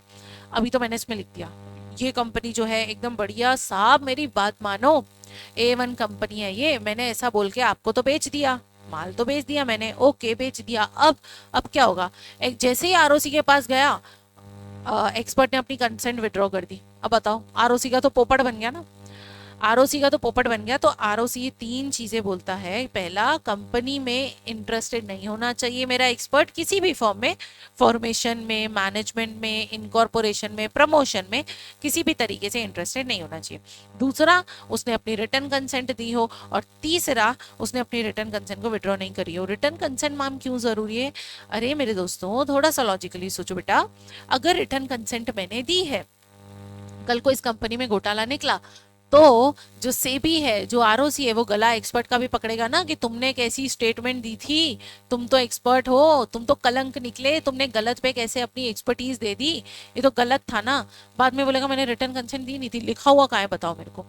क्योंकि जज साहब, कानून कभी भी लिखी हुई बात को मानता है, बोली हुई बात को नहीं मानता, इसीलिए return consent is important. Okay, next, expert कौन होता है? एक्सपर्ट हो सकता है आपका CA, CS, cost accountant, valuer और इंजीनियर, ये आपके एक्सपर्ट्स हो सकते हैं। अब सेक्शन 26 में एक और बात है, disclosure on face of prospectus. Face मतलब क्या? फेस मतलब थोबड़ा। फिर से आ जाओ, ये मेरा प्रोस्पेक्टस है, इस प्रोस्पेक्टस के थोबड़े पे लिखा होना चाहिए कि भाई हमने जो है इसकी कॉपी आरओसी को पहुंचा दी है और कंपनीज एक्ट को पूरी तरीके से फॉलो किया गया है। जैसे कि यहाँ पर अगर आप जोमेटो पे भी देखो तो बेटा, यहाँ पे जोमेटो में भी इन्होंने लिख रखा है कि हमने सब कुछ फॉलो किया हुआ है, आरओसी को हमने पहुंचा दिया है। इवन अगर आप देखो तो इन्होंने अपने रजिस्टर्ड ऑफिस का एड्रेस भी दे रखा है, सब कुछ इन्होंने दे रखा है। देखो ये भी लिखा हुआ है कि भाई सर्टिफिकेट ऑफ इनकॉर्पोरेशन डेटेड जुलाई 18 जनवरी 18 2010 को सर्टिफिकेट मिला था। किसने दिया था? NCT of Delhi and Haryana. किसने? रजिस्ट्रार ऑफ कंपनी के असिस्टेंट ने, असिस्टेंट रजिस्ट्रार ऑफ कंपनी के दिल्ली वाले ने, दिल्ली वाले रजिस्ट्रार ऑफिस ने इनको सर्टिफिकेट दिया है और वहां पे इनकी कॉपी मौजूद है ऑलरेडी। तो ये जो प्रोस्पेक्टस है, इसके थोबड़े पे लिखा होना चाहिए कि आपने सारी कॉपीज किसको दे दी है? आरओसी को दे दी है और कंपनीज एक्ट को फॉलो कर रहे हो। ऐसा क्यों? ताकि जैसे कोई भी इंसान आपको प्रोस्पेक्टस हो रहा है तो उसको ऊपर ही दिख जाए कि तुमने इस रिक्वायरमेंट से फॉलो अप करा है कि नहीं करा। दूसरा हमारे पास आता है वैलिडिटी ऑफ प्रोस्पेक्टस। दोस्तों, कोई भी प्रोस्पेक्टस जो है वो वैलिड होता है ओनली फॉर 90 डेज। मतलब कि ऐसा नहीं है कि मैंने ये जो प्रोस्पेक्टस बनाया और ये 90 डेज कहाँ से कैलकुलेट किए होते हैं? जब मैंने रजिस्ट्रार को दिया, तो मैंने रजिस्ट्रार को जब इसकी कॉपी दे दी, उसके 90 दिन के अंदर अंदर मेरे को पब्लिक को इशू करना है। मैं अपने मायके से लाए हुए दहेज की तरह इसको पेटी में बंद करके नहीं रख सकती। 90 दिन के अंदर अंदर आपको इसको देना पड़ेगा, पब्लिक को इशू करना पड़ेगा। ठीक है, आफ्टर 19 डेज डीम्ड इनवैलिड, इसको इनवैलिड माना जाएगा। ओके, पेनल्टी क्या है? अगर कंपनी ने सेक्शन 26 हम दोस्तों कौन सा पढ़ रहे थे? Matters to be stated in prospectus. अगर आपने इसको फॉलो नहीं किया, कोई भी कॉन्ट्रावेंशन किया, तो आपको पेनल्टी लग जाएगी। कंपनी को और कोई भी पर्सन जो नोइंगली मतलब जानबूझ करके इस सारे जो भी सिनेरियो चला, ये धोखेबाजी का, प्रोस्पेक्टस का, जानबूझ करके जानते हुए भी किसी ने अगर साथ दिया, तो उसको 50,000 से लेके 3 लाख तक की क्या लग जाएगी? पेनल्टी लग जाएगी। ओके, उसके बाद now section 27 variation in terms of contract और ऑब्जेक्टेड स्टेटेड इन प्रोस्पेक्टस। देखो, अब इस प्रोस्पेक्टस में तुम मुझे एक बात बताओ यार, बहुत कॉमन सेंस की बात है। मैं ये जो प्रोस्पेक्टस है, मैं पब्लिक एट लार्ज को जाके इशू कर रही हूँ, बरोबर बरोबर।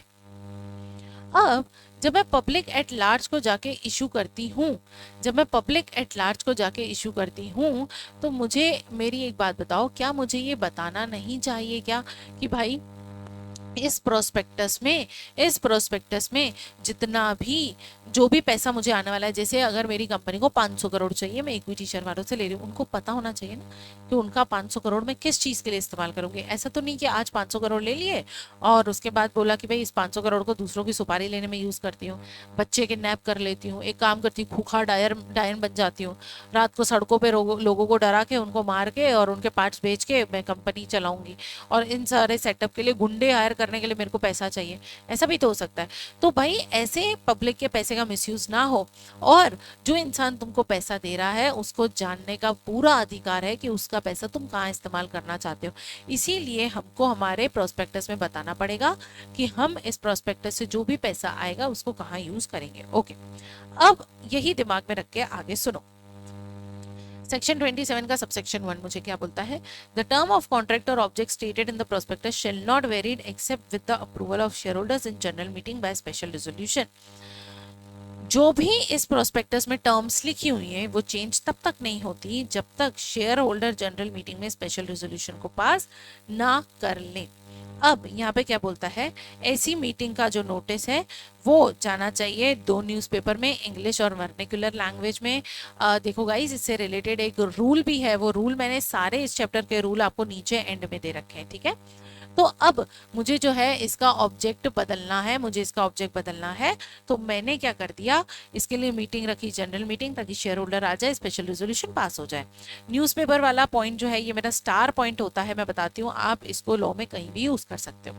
दूसरा, पब्लिश होना चाहिए उस सिटी में, सिटी में जहाँ पे क्या है हमारा रजिस्टर्ड ऑफिस, और आपको क्लियरली स्टेट करना पड़ेगा रीजंस फॉर वेरिएशन। आपको क्लियरली बताना पड़ेगा कि इस प्रोस्पेक्टस में आपने जो ऑब्जेक्ट लिखे थे कि भाई इसके लिए पैसा यूज करूंगा, अब इसके लिए पैसा यूज क्यों नहीं कर रहे हो, पहली चीज।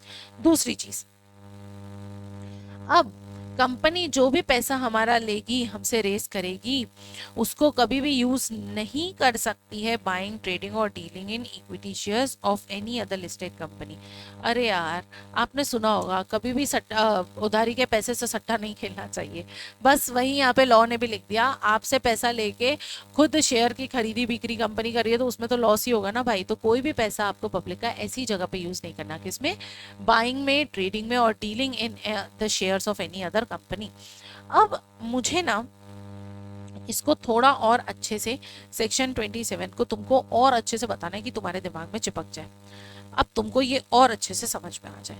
देखो, अब मेरी बात सुनो, यहाँ पे अगर आप लॉ को ध्यान से देखोगे ना तो 2 पर्सपेक्टिव निकल के आते हैं। मैडम कौन से? मैं इधर आ गई, अयो, मैं इधर आ गई और मैंने क्या लिख दिया, भाई साहब ये मेरा क्या है, ये है मेरा प्रोस्पेक्टस, ठीक है। इस प्रोस्पेक्टस में मैंने क्या लिखा, इस प्रोस्पेक्टस में मैंने ऑब्जेक्ट्स लिखे। ऑब्जेक्ट्स मतलब कि मैं ये पैसा कहाँ कहाँ यूज करने वाली हूँ, बरोबर। तो पहले मैंने ऑब्जेक्ट लिखा कि यार मैं ना अपनी खुद की कोचिंग क्लासेस स्टार्ट करी हूँ, जैसे बायजूस है, जैसे अनअकैडमी है। तो मैंने बोला यार मैं भी मेरी पीएम क्लासेस निकालने वाली हूँ, जैसे फिजिक्स वाला है, जैसे उनका आईपीओ आया। तो भाई मैंने बोला कि मैं सीए इंटर में लॉ पढ़ाऊंगी, और दूसरा मैंने सीए इंटर में मैंने बोला भाई मैं एफएम पढ़ाऊंगी। अब मुझे एक बात बताओ, जब कंपनी बनती है तो क्या उसके साथ उसका एमओए भी बनता है क्या? MOA, memorandum of association. अब जरा यहाँ से दोस्तों प्लीज थोड़ा सा ध्यान दे देना, ठीक है। ये रियल लाइफ में आपको मैं कनेक्शन बैठा रही हूँ। एमओए क्या, एमओए में आपने पढ़ा है ऑब्जेक्ट क्लॉज, ऑब्जेक्ट क्लॉज, ठीक है। अब देखो मैं क्या करना चाहती हूँ, मेरे प्रोस्पेक्टस में इस ऑब्जेक्ट क्लॉज में लिखा हुआ था कि मैं इंटर में पढ़ाऊंगी लॉ, और दूसरा मैं फाउंडेशन में पढ़ाऊंगी लॉ। अभी इसको समझो, और मैं दूसरा पढ़ाऊंगी फाउंडेशन में भी लॉ। अब यहाँ पर क्या हुआ, मैंने मेरे एमओए मतलब मेरी कंपनी के ऑब्जेक्ट के लिए ही मैंने प्रोस्पेक्टस इनविटेशन दिया पब्लिक को, और बोला कि मैं जो है सीए इंटर लॉ पढ़ाऊंगी, उसके लिए मुझे क्लासेस खोलनी है, मुझे पैसा दो। लोगों ने मुझे पैसे दे दिए। बाद में मैंने बोला कि मुझे इस ऑब्जेक्ट को चेंज करना है, और चेंज करके इस पैसे को यूज करना है सीए फाउंडेशन के लॉ के लिए। मुझे सीए फाउंडेशन के लॉ के लिए यूज करना है इस पैसे को, तो मैं क्या करूंगी, मैं एक मीटिंग बुलाऊंगी, मैं इस जनरल मीटिंग को बुलाऊंगी। जनरल मीटिंग में जो है सारे मेंबर्स क्या पास करेंगे, स्पेशल रेजोल्यूशन, और मैं 2 न्यूज़पेपर में इसके बारे में बता दूंगी कि भाई ऐसी कोई मीटिंग है। मैडम ये तो हम पहले भी समझ गए थे। यहाँ पे समझने वाली बात ये थी कि मेरे एमओए में ऑलरेडी एक ऑब्जेक्ट लिखा हुआ है, अब मैं बस मेरे प्रोस्पेक्टस के ऑब्जेक्ट को उससे इंटरचेंज कर रही हूँ। मैंने ये नहीं बोला कि कंपनी का ऑब्जेक्ट ही बदल गया। अब मुझे समझो, मैंने यहाँ पे बोला कि मुझे तो यही ऑब्जेक्ट बदलना है, लॉ लॉ इसको काट के मुझे लिखना है कि भाई मुझे इंटर का एफएम पढ़ाना है, मैंने इधर ही ऑब्जेक्ट बदल दिया। तो इसके लिए मुझे मेरे चैप्टर 2 में जाना पड़ेगा, which is incorporation of company, जिसका रिवीजन हमने ऑलरेडी कर लिया है। इसके लिए मुझे एमओए में चेंज करना पड़ेगा। लेकिन मेरे दोस्तों मैं बात कर रही हूँ प्रोस्पेक्टस में चेंज की, तो प्रोस्पेक्टस में आप उन्हीं ऑब्जेक्ट्स में से चेंज कर सकते हो जो ऑलरेडी आपके एमओए में दिया हुआ है। जो आपके एमओए में ही नहीं दिया हुआ है तो पहले एमओए को चेंज कराओ, फिर प्रोस्पेक्टस को चेंज करवाना। समझ आया? ओके। अब यहाँ पर मैंने बोला कि यार तुम्हारा पैसा मैं जो है इंटर लॉ में नहीं फाउंडेशन लॉ में यूज करना चाहती हूँ। अब कुछ नाराज फूफा जी बोलेंगे नहीं मुझे तो एग्जिट अपॉर्चुनिटी चाहिए, मुझे ऐसे फंक्शन में आना ही नहीं है जहाँ इंटर वालों की इज्जत ना हो। तो मुझे इनको सेबी के अकॉर्डिंग मेरे को इनको एग्जिट ऑफर देना पड़ेगा कि जितना पैसा तुमने दिया ये लो तुम्हारा पैसा वापस और चलते निकलो। समझ में आई? उसके बाद हमारे पास देयर इज रूल 7। आप इसको एक बार अच्छे से रीड करना, लेकिन मैं इसको ऊपर ऊपर से बता देती हूँ। जैसे कि मैंने अभी आपको बोला, आपको स्पेशल रेजोल्यूशन जनरल मीटिंग में स्पेशल रेजोल्यूशन पास करके ही टर्म्स को चेंज कर सकते हो। आपको शेयर होल्डर को नोटिस देना पड़ेगा, बिल्कुल। अब देखो company specify the original objects, आपको ओरिजिनल ऑब्जेक्ट्स उसमें स्पेसिफाई करने पड़ेंगे। आप न्यूज़पेपर में एडवर्टाइजमेंट दो, English newspaper and vernacular language में, जहाँ पे आपका रजिस्टर ऑफिस है, वेबसाइट पे भी बताओ। और एग्जिस्टिंग शेयर होल्डर को, डिसेंटिंग शेयर होल्डर मतलब नाराज फूफा जी को एग्जिट का ऑप्शन दे दो। ये अपने ऊपर ही देखा, और रजिस्ट्रार के पास भी अपडेटेड आप जो है फाइल कर लो। There are some English corners, exam tips, ये आप देख सकते हो। Now offer for sale by certain members of company. अब इसका मतलब क्या होता है, मेरी बात सुनो। अब इसको भी अपन एक बार अच्छे से देख लेते हैं। ये है कंपनी, और कंपनी के अंदर हैं कुछ मेंबर्स। कंपनी के अंदर हैं कुछ मेंबर्स। अब मेंबर्स अपने कंपनी के शेयर पब्लिक में बेचना चाहते हैं, ये है पब्लिक। अब ये मेंबर्स क्या चाहते हैं, ये मेंबर्स चाहते हैं कि मेरे जो शेयर्स हैं वो पब्लिक में बिक जाएं। तो ये मेंबर जाते हैं कंपनी के पास और कंपनी को रिक्वेस्ट करते हैं कि प्लीज आप पब्लिक को ऑफर करो, ऑफर करके तुम जो हमारे शेयर्स हैं पब्लिक को आप ऑफर करो और हमारे शेयर पब्लिक में बिकवा दो। हमारे टोटल शेयर हैं समझो 50, वाई और राइटिंग थ्रू प्लीज यार, टोटल शेयर है समझो 50,000 शेयर्स। ओके, तो अब क्या आप करना चाहते हो, आप ये करना चाहते हो, आपने बोला मेंबर्स ने कंपनी की हेल्प से अपने शेयर पब्लिक में बेचना चाहते हैं। ओके, इसलिए हमारा सेक्शन आया offer for sale by certain members. अब यहाँ पे अ मेंबर और मेंबर्स जो है बोर्ड ऑफ डायरेक्टर से बात करके ऑफर, पब्लिक ऑफर लगा सकते हैं। अब यहाँ पे जो डॉक्यूमेंट यूज हुआ है, अब देखो कंपनी क्या करेगी, कंपनी बोलेगी ठीक है यार तुम मेरे मेंबर्स हो, मैं आपका ऑफर फॉर सेल कर देता हूँ। मैं यहाँ पे एक डॉक्यूमेंट दे दिया, इस डॉक्यूमेंट को जो है मैं दे देता हूँ पब्लिक को, और पब्लिक तुम्हारे शेयर खरीद लेगी। तो ऐसा माना जाएगा ये प्रोस्पेक्टस डीम्ड प्रोस्पेक्टस दिया है कंपनी ने पब्लिक को। ओके, तो ऐसा माना जाएगा कि भाई it will be shall be treated as the prospectus issued by the company. ठीक है, और इसीलिए जितने भी रिलेवेंट प्रोविजंस होते हैं रिलेटिंग टू प्रोस्पेक्टस वो कंपनी के ऊपर अप्लाई हो जाएंगे। ठीक है, अब जितने भी मेंबर्स जो कंपनी को बोल रहे हैं कि हमारे बिहाफ पे हमारे शेयर पब्लिक को बेच दो, उनको राइट देना पड़ेगा कंपनी को। क्या राइट देना पड़ेगा कि आप सारे जो एक्शंस इसके लिए ज़रूरी है शेयर को सेल करने के लिए, आप वो सारे एक्शंस लो। दूसरा, जो भी कंपनी की एक्सपेंसेस हुई वो डॉक्यूमेंट बना के पब्लिक को ऑफर करने में जितने भी एक्सपेंसेस हुए वो खर्चा कंपनी नहीं उठाएगी, क्योंकि शेयर किसके बिका रही है, मेंबर के। तो उसको कौन रीइंबर्स करेगा, मेंबर्स ही रीइंबर्स करेंगे। ओके, उसके बाद रूल 8 बात करता है मिनिमम सब्सक्रिप्शन और मिनिमम एप्लीकेशन के बारे में कि मिनिमम 95 परसेंट आपका लोगों ने अप्लाई कर दिया होना चाहिए, मतलब सेबी भी आपके प्रोस्पेक्टस को, आपके ऑफर को, आपके आईपीओ और एफपीओ को तभी वैलिड मानती है जब 95% लोगों ने अप्लाई किया हो और एप्लीकेशन मनी जो है वो 25% एप्लीकेशन मनी आ गया हो। मैम ये पहले 5% था क्या? हाँ, अब अपडेट हो गया, ठीक है। अब उसके बाद public offer of securities to be dematerialise form. अरे राजा, बहुत छोटा सेक्शन है। देखो हमारे पापा के ज़माने में क्या होता था ना, अभी तो ग्रो आ गया, एंजल वन आ गया, जीरोधा आ गया, तो आपको शेयर सर्टिफिकेट पहले, मेरे पापा के टाइम पे आई रिमेम्बर मेरे पापा ने रिलायंस के शेयर खरीदे थे इन सब 90s, और उनको ऐसे ऐसे एक एक शेयर, ऐसा शेयर सर्टिफिकेट मिला था जिस पे लिखा हुआ था कि हियर बाय वी डिक्लेयर कि भाई आपने इतने फलाना शेयर होल्ड कर रखे हैं, इतने मार्केट वैल्यू पे आपने ये शेयर खरीदे थे। ऐसा मटेरियल फॉर्म में देते थे, कागज में देते थे कि ये लो आपका सर्टिफिकेट शेयर का। अब आपको शेयर बेचना है तो आपको ये सर्टिफिकेट ब्रोकर के पास लेके जाना पड़ेगा। सर्टिफिकेट गुम, तुम्हारे शेयर गुम, ऐसा मान लो। लेकिन आजकल ऐसा नहीं हो गया, उसको डीमटेरियलाइज फॉर्म में कर दिया है, उसको ऑनलाइन कर दिया है, आपको जीरोधा ग्रुप पे सब मिल जाएगा, ठीक है। तो it's a simple section which you can read guys, इतना कुछ ज़्यादा नहीं है। Rule 29, return of allotment. Yes, after company makes the allotment of securities, आपको एक रिटर्न फाइल करना पड़ता है, PAS3।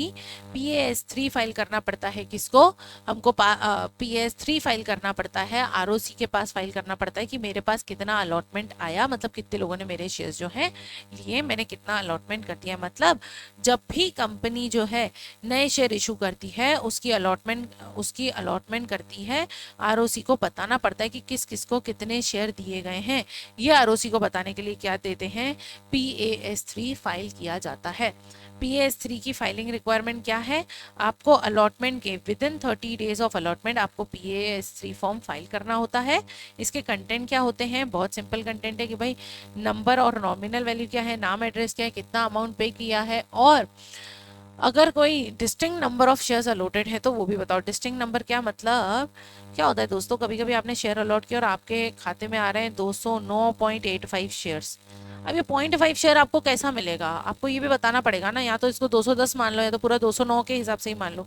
तो आपको ये भी बताना पड़ेगा, आपको अटैचमेंट लगानी पड़ेगी कि बोर्ड रेजोल्यूशन पास हुआ है, लिस्ट ऑफ अलॉटीज और कॉपी ऑफ कॉन्ट्रैक्ट, ठीक है, कि जो कंसिडरेशन है वो अदर देन कैश में लिया गया है, कैश में नहीं लिया गया है। मैम ऐसा क्यों बताना पड़ता है? क्योंकि बेटा कैश में ना ब्लैक मनी बहुत आसानी से सर्कुलेट हो सकता है इकोनॉमी में, इसीलिए। अब यहाँ पे आपको सर्टिफिकेशन मिलेगा। द पेनल्टी, अगर आपने इसको फॉलो नहीं किया, 30 दिन के अंदर अंदर PAS3 फाइल नहीं किया, तो आपको पेनल्टी लग जाएगी 1000 per day up to 25 lakh, मतलब 1000 रोज अप टू 25 लाख तक की पेनल्टी लग जाएगी। Now there is rule 9A, issue of securities in dematerialise form by unlisted public company. अब देखो इसका पर्पस क्या है।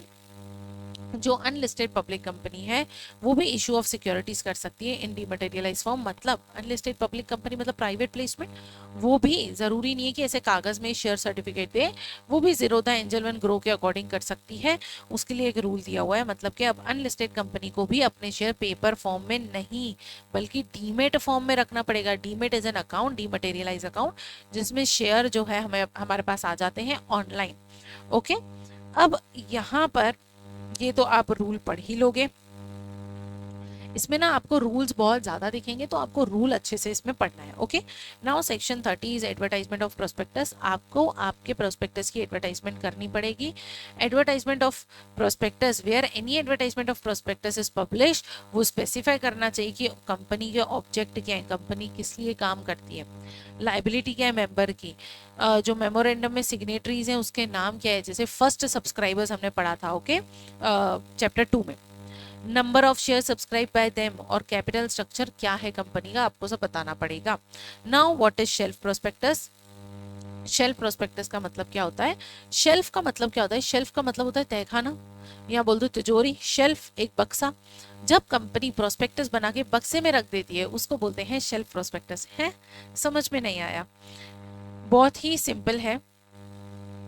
अगर कोई कंपनी है, इसकी नीतियाँ देखो, अगर कोई ऐसी कंपनी है जो साल में बार बार पब्लिक में शेयर इशू करती है। मतलब जनवरी में पब्लिक को इनविटेशन दिया, फिर उसके बाद मार्च में दे दिया, फिर उसके बाद जुलाई में दे दिया, फिर सितंबर में आ गए, फिर दिसंबर में पैसे मांगने आ गए। अब ये कंपनी, क्या मैंने आपको बताया ना अभी जोमेटो का देखा 420 पेजेस का प्रोस्पेक्टस, क्या कंपनी ये प्रोस्पेक्टस ही बनाती रहेगी क्या, कुछ और करेगी ही नहीं क्या काम? तो इसीलिए ऐसी कंपनीज जिनको मल्टीपल टाइम्स ईयर में मल्टीपल टाइम्स वो फंड रेज करती है, पैसा रेज करती है पब्लिक से, तो वो एक ही प्रोस्पेक्टस बना लेती है और इस प्रोस्पेक्टस को बना के ऐसा पोर्टली बना के इसको अपने शेल्फ में रख देती है। शेल्फ में प्रोस्पेक्टस पड़ा है, अब जनवरी में पैसा लिया, यही प्रोस्पेक्टस निकाल के छपवा दिया, वापस उसको तिजोरी में रख दिया। अब फिर मार्च में पैसा चाहिए तो फिर यही प्रोस्पेक्टस दिखा दिया, फिर तिजोरी में रख दिया। तो तिजोरी में रखा हुआ प्रोस्पेक्टस जिसको बार बार यूज कर सकें उसको बोलते हैं शेल्फ प्रोस्पेक्टस। ओके, अब यहाँ पर शेल्फ प्रोस्पेक्टस में देखो मैंने यहाँ पे नीड भी बताया है कि वो कंपनी जो मल्टीपल टाइम्स के लिए फ्रेश प्रोस्पेक्टस बार बार नहीं बना सकती अगर मल्टीपल टाइम पैसा चाहिए तो। ठीक है, अब शेल्फ प्रोस्पेक्टस जो है इसकी वैलिडिटी क्या होती है, कब तक इस एक ही प्रोस्पेक्टस को, क्या 10 साल 20 साल 25 साल, perpetual succession, company is perpetual succession, going concern in audit, going concern के लिए यूज करेगी क्या, नहीं भाई, नॉट एक्सीडिंग 1 ईयर। जब फर्स्ट टाइम जनवरी में इसको पहली बार नया नया प्रोस्पेक्टस बना के पहली बार जब इसके थ्रू सिक्योरिटीज इशू करी थी, पैसे लोगों से लिए थे, तो ये प्रोस्पेक्टस यूज करके जिस दिन से वो पहली बार इसको इशू किया था वहां से लेके 1 साल तक आप सेम प्रोस्पेक्टस को यूज कर सकते हो, not more than that. Okay, उसके बाद क्या है, अगर उसके बाद भी आप करते रहे तो उसको प्रोस्पेक्टस को वैलिड नहीं माना जाएगा, विद 1 साल के अंदर ही इस प्रोस्पेक्टस को वैलिड माना जाएगा। जो कंपनी जो है, अब फिर से देखो शेल्फ प्रोस्पेक्टस का मतलब क्या होता है, मैंने आपको क्या बताया, ये है मेरा शेल्फ प्रोस्पेक्टस। ठीक है, अब कंपनी को क्या था, जनवरी में पैसा चाहिए था, तो कंपनी ने 10 जनवरी 25 में इसको इशू किया और पैसा ले लिया। कंपनी अब 10 जनवरी से 1 ईयर तक इसको इशू कर सकती है, बरोबर। अब कंपनी दोबारा से मार्च में इसको इशू किया, कंपनी ने दोबारा से इस प्रोस्पेक्टस को जुलाई में इशू किया, फिर किया सितंबर में। मुझे एक बात बताओ, जनवरी में जिस चीज के लिए पैसा चाहिए होगा, जरूरी तो नहीं है वो मार्च में भी वही ऑब्जेक्ट हो, जरूरी नहीं है जुलाई में भी वही ऑब्जेक्ट हो, जरूरी नहीं है सितंबर में भी वही ऑब्जेक्ट हो। तो मैडम अगर इसमें ऑब्जेक्ट बदलना पड़ा तो सब कुछ बदलना पड़ेगा। अगर सब कुछ बदलना पड़ेगा तो इसका मतलब तो यही हो गया ना कि भाई अगर ये सब कुछ मुझे बदलना पड़ा तो मुझे बार बार बनाना ही पड़ रहा है। इसीलिए गवर्नमेंट ने बोला, सेबी ने बोला, कंपनीज एक्ट ने बोला कि मार्च में आप एक इन्फॉर्मेशन मेमोरेंडम दे देना। इन्फॉर्मेशन मेमोरेंडम मतलब ये प्रोस्पेक्टस तो है, एडिशनल किस रीजन के लिए इस बार पैसा चाहिए, एडिशनल इन्फॉर्मेशन के लिए आप क्या दे देना, इन्फॉर्मेशन मेमोरेंडम। वही यहाँ पे लिखा हुआ है इन्फॉर्मेशन मेमोरेंडम के बारे में। एक बार आप इसको रीड करेंगे तो आपको समझ में आ जाएगा। इन्फॉर्मेशन मेमोरेंडम में जितने भी न्यू चेंजेस हैं वो सारे न्यू चेंजेस उनको बताने पड़ेंगे। उसके बाद क्या चेंजेस आए हैं फाइनेंशियल पोजीशन में सिंस द प्रीवियस ऑफर, ये भी बताना पड़ेगा, और कोई भी अदर प्रिस्क्राइब चेंजेस है तो आपको वो भी बताने पड़ेंगे। देन देयर इज रूल 10 जिसको आप एक बार रीड कर लेना कि भाई आपको आरओसी के पास इन्फॉर्मेशन मेमोरेंडम आपको आरओसी को देना पड़ेगा PAS 2 में, PAS 3 भी था ऊपर, right. Okay, now deemed prospectus क्या बोला, when an information prospect memorandum is filed with the shelf shall be deemed to be the prospectus. इस मेमोरेंडम के साथ ये मेरा प्रोस्पेक्टस है और ये मेरा प्रोस्पेक्टस है और ये है मेरा इंफॉर्मेशन मेमोरेंडम, दोनों को मिला दूंगी तो ये मेरा डीम्ड प्रोस्पेक्टस बन जाता है। सिंपल, सिर्फ एक ही बात बोलिए। ओके, सेक्शन 32 अब आ गए रेड हियरिंग प्रोस्पेक्टस पे। रेड हियरिंग प्रोस्पेक्टस, ओहो जोमेटो का भी तो यही था रेड हियरिंग प्रोस्पेक्टस। क्या था रेड हियरिंग प्रोस्पेक्टस में, A company proposing to make a public offer may issue a red herring prospectus before the issue of a regular prospectus. Company red herring prospectus को issue करेगी आपको। It shall be filled at least 3 days before opening the subscription list. Subscription list के 3 दिन पहले इसको आपको कर देना है। देखो रेड हेयरिंग प्रोस्पेक्टस का मतलब होता है वो प्रोस्पेक्टस जो कंप्लीट पर्टिकुलर्स जो है नहीं देते हैं। अब इसका मतलब क्या है, मेरी बात चलो, बुक बीडिंग प्रोसेस मतलब ऐसा, आपने ये जो प्रोस्पेक्टस है आपने मार्केट में इस प्रोस्पेक्टस को लॉन्च कर दिया, ओके, आपने मार्केट में इस प्रोस्पेक्टस को लॉन्च कर दिया, ओके, कर दिया इसको लॉन्च। ये है मेरा रेड हेयरिंग प्रोस्पेक्टस। अब आपने इसमें अपने शेयर की जो प्राइस है वो नहीं लिखी, और आपने बोला, आपने फाउंडेशन में पढ़ा है डिमांड और सप्लाई। मुझे एक बात बताओ, किसी चीज की डिमांड ज्यादा होती है तो उसकी प्राइस भी ज्यादा हो जाती है। तो यहाँ पर रेड हेयरिंग प्रोस्पेक्टस मतलब let the market decide your market price for the shares. यहाँ पे let the market decides your share price based on the current demand. इससे आसान शब्द में रेड हेयरिंग प्रोस्पेक्टस को नहीं समझाया जाता। बुक बिडिंग प्रोसेस इसका एक एग्जांपल है, उसका भी सेम ही मतलब है कि भाई आप मार्केट में सिर्फ इसका इशू लेके आते हो, लेट द पीपल डिसाइड। जितनी ज्यादा डिमांड होगी उतने ज्यादा लोग ज्यादा पैसे लगा के शेयर खरीदेंगे, तो इसको बोलते हैं रेड हेयरिंग प्रोस्पेक्टस। यहाँ पे सेम ऑब्लिगेशन, जैसा मेरा एक नॉर्मल प्रोस्पेक्टस होता है वैसा ही रेड हेयरिंग प्रोस्पेक्टस को भी माना जाता है, ओके। अब जब क्लोज हो जाता है तो रजिस्ट्रार और सेबी मिलके फाइनल प्रोस्पेक्टस डिसाइड करते हैं कि टोटल कैपिटल कितनी रेज हुई, डेट और शेयर का ब्रेकअप क्या होगा, और closing price of the security क्या रहने वाली है, ओके। इसको बोलते हैं प्राइस, जहां पे कंपनी एक सिंगल प्राइस नहीं बताती, लेट द पीपल डिसाइड, जो मैंने आपको ऊपर बता दिया, ओके। नाउ अप्राइज्ड प्रोस्पेक्टस का मतलब क्या होता है, बहुत सिंपल, इसको आप रीड कर देना, मैं समझाती हूँ। देखो क्या होता है ना दोस्तों, प्रोस्पेक्टस 450, 500, 600 पेज का है। अभी समझो तुम सीए इंटर में हो, ठीक है, तुमको किसी कंपनी में पैसा डालना है। अब तुम्हारे जनवरी अटेम्प्ट के लिए पढ़ोगे। अब जैसे फिजिक्स वाला, इनका आईपीओ आया, अब तुमको फिजिक्स वाला में पैसा डालना है। अब तुम्हारे पास इतना टाइम है क्या कि तुम 600 पेज का प्रोस्पेक्टस, तुम 600 पेज का अगर प्रोस्पेक्टस पढ़ के ही समझना है तो तुम्हारा लॉ नहीं खत्म कर लोगे। वैसे ही हमारे पापा जो बिजनेस करते हैं उनको बिजनेस में ध्यान देना है, वो ये 600 पेज का प्रोस्पेक्टस कब तक पढ़ने बैठेंगे भाई, कब तक पढ़ेंगे 600 पेज का प्रोस्पेक्टस। तो यहाँ पर बेसिकली क्या होता है ना, अब यहाँ पे रोल आता है अप्राइज्ड प्रोस्पेक्टस का। अप्राइज का मतलब होता है summarise.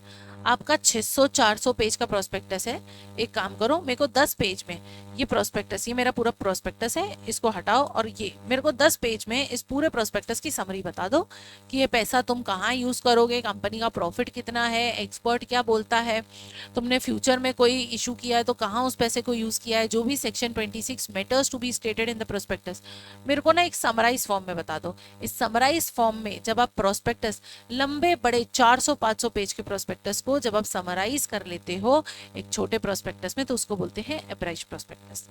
As simple as that. अब यहाँ पर अगर आपने अप्राइज्ड प्रोस्पेक्टस नहीं दिया, डिफॉल्ट किया, तो इट इज पेनल्टी फॉर 50,000 पर डिफॉल्ट, ओके। अब हम एक बहुत ही इंपॉर्टेंट सेक्शन में आ गए हैं, सेक्शन 34 इंपॉर्टेंट सेक्शन है। दिस इज माई, अरे भाई this is my important section. Important section क्यों है, क्योंकि यही सेक्शन मेरे को बताता है कि अगर प्रोस्पेक्टस में कुछ भी गलत लिखा तो क्रिमिनल लाइबिलिटी आ जाएगी। कैसे, अब प्रोस्पेक्टस, अगर कोई प्रोस्पेक्टस मिसलीड करता है और कोई भी अनट्रू स्टेटमेंट उसके अंदर आता है तो आपके ऊपर सेक्शन 447 फ्रॉड का सेक्शन लग जाएगा। अगर आपने पब्लिक, देखो तभी तो सेबी जरूरी है, मैंने क्या बोला, लोगों का भरोसा जीतने के लिए सेबी को लेके आया गया इन अप्रैल 1992। अब अगर आप ऐसा करो कि लोगों के भरोसे के साथ खिलवाड़ करो, आपने उनको गलत चीज बता दी और गलत तरीके से आपने उनसे पैसे ऐंठ लिए, तो ऐसा थोड़ी होगा यार, आपके ऊपर क्या लग जाएगा, सेक्शन 442। उसके बाद डिफेंसेस क्या है, आप कब बच सकते हो, जब में से स्टेटमेंट जो है इमटेरियल हो, बहुत छोटी सी बात हो, जब डायरेक्टर के पास रीजनेबल ग्राउंड हो ये बिलीव करने के लिए कि भाई जो भी लिखा होता, क्योंकि अच्छा डायरेक्टर को क्यों पकड़ा, याद है मैंने आपको बोला था कि जब आरओसी को ये प्रोस्पेक्टस देंगे तो क्या इसमें मेरे डायरेक्टर के साइन होने चाहिए, होने चाहिए। क्यों साइन करवाए, ताकि बाद में कुछ भी घोटाला होता डायरेक्टर की गर्दन पकड़े। तो अगर डायरेक्टर ने ये बोला कि भाई मेरे पास रीजन है कि मैंने इसको सच माना, तो आप बच सकते हो। Section 35 civil liability. Civil liability क्या बोलता है कि भाई अगर आपके फॉल्स स्टेटमेंट या ओमिशन इन प्रोस्पेक्टस की वजह से इन्वेस्टर को लॉस हुआ तो भाई अब तो तुम गए, अब तो company director, propose director, promoter और इवन एक्सपर्ट, ये एक्सपर्ट से इसी दिन के लिए तो इससे रिटर्न कंसेंट ली थी दोस्तों, याद है हमने इससे रिटर्न कंसेंट ली थी, इसी के लिए तो ली थी कि भाई अगर इन्वेस्टर को तुम्हारी गलती ओमिशन की वजह से कुछ भी नुकसान हुआ तो हम जो है तुम्हारी गर्दन पकड़ने वाले हैं। मुझे जरा 1 मिनट देना। I also worked with multinational companies, तो मुझे एक बार देखना पड़ेगा if everything is right here, मुझे सब कुछ देखना पड़ेगा क्योंकि मैं काफ़ी देर से वीडियो रिकॉर्ड कर रही हूँ और शायद okay the meeting has been postponed, okay thank God, क्योंकि मेरी थोड़ी देर में अभी मीटिंग है। ओके तो अब नो लाइबिलिटी, अगर आपके ऊपर कोई भी लाइबिलिटी नहीं आएगी, प्रमोटर, डायरेक्टर, आपका एक्सपर्ट, अगर इन्होंने प्रूव कर दिया कि इन्होंने अपनी कंसेंट को विड्रॉ कर लिया था। ए भाई याद है क्या बोला था कि एक्सपर्ट की 3 कंडीशन, एक तो वो कंपनी में इंक्लूड नहीं होना चाहिए, इंटरेस्ट नहीं होना चाहिए, रिटर्न कंसेंट की, और रिटर्न कंसेंट को विड्रॉ नहीं किया हो। देखो इसी दिन के लिए फंस गए और एक्सपर्ट ने बोला मैंने तो कंसेंट को विड्रॉ कर दिया था, अब क्या करेंगे। दूसरा, reasonable ground to believe statement is true, अभी देखा। विदाउट हिज नॉलेज, उसके नॉलेज के बिना आया। एक्सपर्ट का ओपिनियन गुड फेथ में दिया हुआ था, या फिर statement was correct exact from official document, हमारे टाइम पे स्टेटमेंट करेक्ट था भाई। ओके तो ये दोनों जो है काफ़ी इंपॉर्टेंट है, आपको इन दोनों सेक्शन की समरी भी मिल जाएगी। अब यहाँ पे punishment for fraudulently including persons to invest, अब देखो इंटरेस्ट, अगर आपने गलत तरीके से लोगों को इंक्लूड करा तो सेक्शन 447 लगेगा, बेसिकली बहुत छोटा सेक्शन है, इसको आप देख सकते हो। Action by affected person, affected person क्या कर सकते हैं, वो आपके खिलाफ जो है ये बोल सकते हैं कि आपका जो प्रोस्पेक्टस है उसको कैंसिल कर दिया जाए। Punishment for personation for activities, okay इसको आप सिंपल रीड कर देना, नो इश्यूज, इन सेक्शंस को आप रीड भी कर दोगे तो चलेगा। Allotment of securities by company, मैंने अभी अभी आपको बताया था 2 चीज़ें होनी चाहिए, मिनिमम सब्सक्रिप्शन, ओके मैंने 95% पहले थोड़ा गलत बोल दिया था। कोई भी कंपनी जब भी प्रोस्पेक्टस लेके आती है तो मिनिमम पैसा तुमने 90% आपका आ जाना चाहिए। मतलब मैडम मतलब अगर जोमेटो को 1000 करोड़ की कैपिटल तुमसे उठानी है तो पब्लिक ने इसका 90% दे दिया होना चाहिए, इससे कम हुआ तो आपको पब्लिक को पैसा रिटर्न करना पड़ेगा। 90% आपको दे के रखना है। दूसरा, at least not 5%, this is not 25%, यहाँ पे लिखा होगा यूजुअली 25% ऑफ द प्राइस, ये देखो यहीं पे लिखा हुआ है, मैंने यहाँ पे इसको ऐड करा है, it is usually 25% of the price. Application money मतलब इनिशियल पैसा, 25% इनिशियल पैसा आपके पास आ जाना चाहिए। अगर मिनिमम रिसीव्ड नहीं हुआ तो क्या होगा, आपको लोगों का पैसा रिफंड करना पड़ेगा with in 30 days of issue. समझ में आया बच्चों। दूसरा, रिटर्न ऑफ अलॉटमेंट, आपको ये दोबारा से रिपीट हुआ है, PAS 30 आपको फाइल करना पड़ेगा। रूल 11 और 12 आगे मैंने दिया हुआ है, इसी से रिलेटेड है, जिस सेक्शन से रिलेटेड है वो लिखा हुआ है। सेक्शन 40 क्या बोलता है, आपको अपने प्रोस्पेक्टस पे, इसको आप डिटेल में रीड करना एक बार, आपको ये जो हमारे नोट्स हैं वो मिल जाएंगे आपको हमारे टेलीग्राम पे। तो यहाँ पे प्रोस्पेक्टस में जो है स्टॉक एक्सचेंज का नाम लिखा होना चाहिए, अरे तेरी ये कैसा कलर हो, स्टॉक एक्सचेंज का नाम लिखा होना चाहिए। आपको एक सेपरेट बैंक अकाउंट में पब्लिक का पैसा डालना है, और condition to waive compliance is void, okay any clause requiring applicant to waive compliance with this provision is void. अगर एप्लीकेंट में कि आपने कोई भी सिचुएशन डाल दी प्रोस्पेक्टस में जिससे एप्लीकेंट का जो राइट है वो कम हो रहा है तो वो वॉइड माना जाएगा। अगर आपने डिफॉल्ट करा तो यहाँ पे मिनिमम और मैक्सिमम फाइन, कंपनी को 5 लाख से लेकर 50 लाख तक का फाइन लग सकता है। और ऑफिसर इन डिफॉल्ट, मैंने बताया था ऑफिसर इन डिफॉल्ट मतलब बली के बकरे, इसको 50,000 से 3 लाख तक का लग सकता है। Okay, penalty of commission, commission का मतलब पेमेंट ऑफ कमीशन, देखो क्या होता है ना, आपने अंडर राइटिंग करके चैप्टर एडवांस अकाउंट्स में पढ़ा होगा, जब आप किसी और के थ्रू अपने शेयर्स को इशू करते हो, जैसे जीरोदा, एंजल वन, ये सब लोग ऐसा क्यों करें, बिजनेस क्यों करें, क्योंकि कंपनी वाले इनको देते हैं कमीशन। तो आपको इशू प्राइस का, शेयर है तो इशू प्राइस का 5% कमीशन देना है, और इफ आर्टिकल और लोअर, अगर इससे कम आर्टिकल में है तो, और डिबेंचर में 2.5% का कमीशन देना है, और लोअर जो भी आर्टिकल में दिया हुआ है वो। ओके, एग्जाम्पल दिया हुआ है मैंने, ओके GDRs, इसको एक बार रीड कर देना, इसको रीड करोगे काम हो जाएगा आपका। Now there is private placement.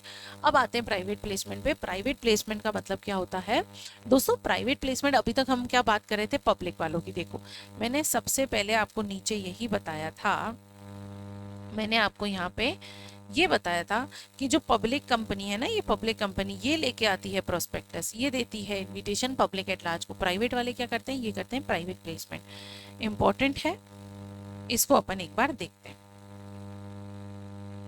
Important है, इसको हम एक बार देखते। कहाँ गया भाई? हाँ देखो, private placement it is important, इसको मैं मार्क कर देती हूँ, it is important. Okay, private placement का मतलब क्या होता है? प्राइवेट प्लेसमेंट का जब ऑफर और इनविटेशन देते हैं सिलेक्टेड ग्रुप को, ठीक है, to subscribe securities other than public offer. भाई प्राइवेट कंपनी पब्लिक को वैसे ही ऑफर नहीं दे सकती, इसलिए जो सिलेक्टेड पब्लिक को ऑफर देते हैं उसको बोलते हैं प्राइवेट प्लेसमेंट। अब offer to be made only to identified person, offer maximum 200 लोगों को ही दिया जा सकता है। इसमें आपको मतलब आप जो ये प्राइवेट प्लेसमेंट दे रहे हो, ज़्यादा से ज़्यादा 200 लोगों को आप इनविटेशन दे सकते हो, उससे ज़्यादा नहीं।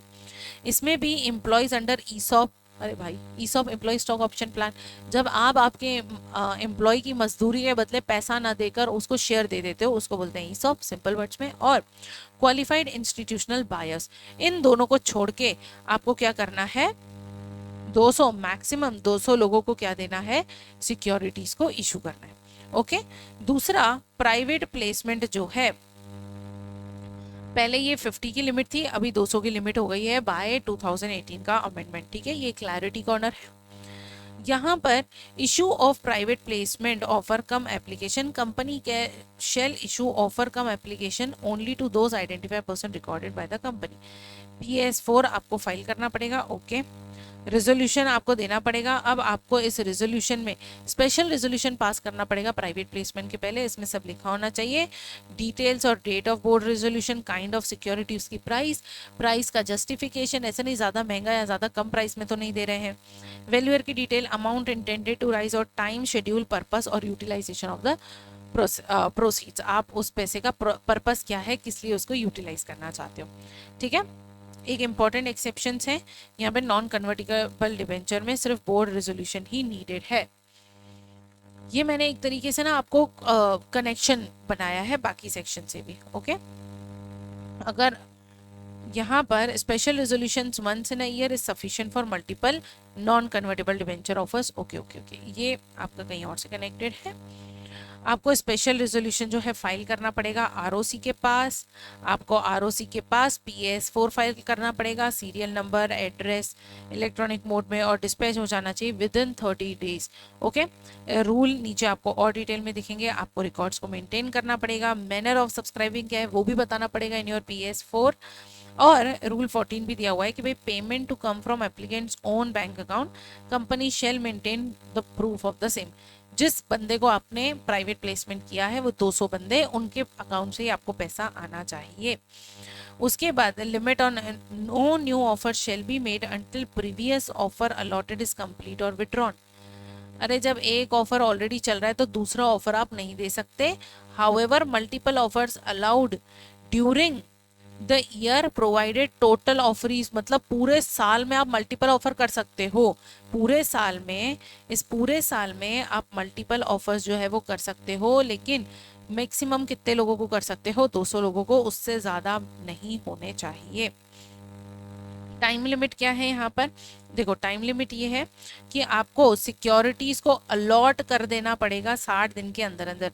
आपके प्राइवेट प्लेसमेंट में जैसे ही अप्लाई किया 60 दिन के अंदर अंदर सिक्योरिटी दो, नहीं करी तो आपको एप्लीकेशन मनी वापस करना पड़ेगा with in 15 days after expiry of 60 days. और उसके बाद अगर फिर भी पे नहीं किया तो आपको इंटरेस्ट देना पड़ेगा 12% से। ओके, इंग्लिश कॉर्नर है, समझ सकते हो। सेपरेट बैंक अकाउंट, भाई हर चीज़ में कंपनी लोगों से पैसा ले रही है तो उसके लिए एक अलग बैंक अकाउंट होना चाहिए। प्रोहिबिशन, आप देखो, आप प्राइवेट प्लेसमेंट का कभी एडवर्टाइजमेंट नहीं करोगे। एडवर्टाइजमेंट कौन देखता है? Public at large.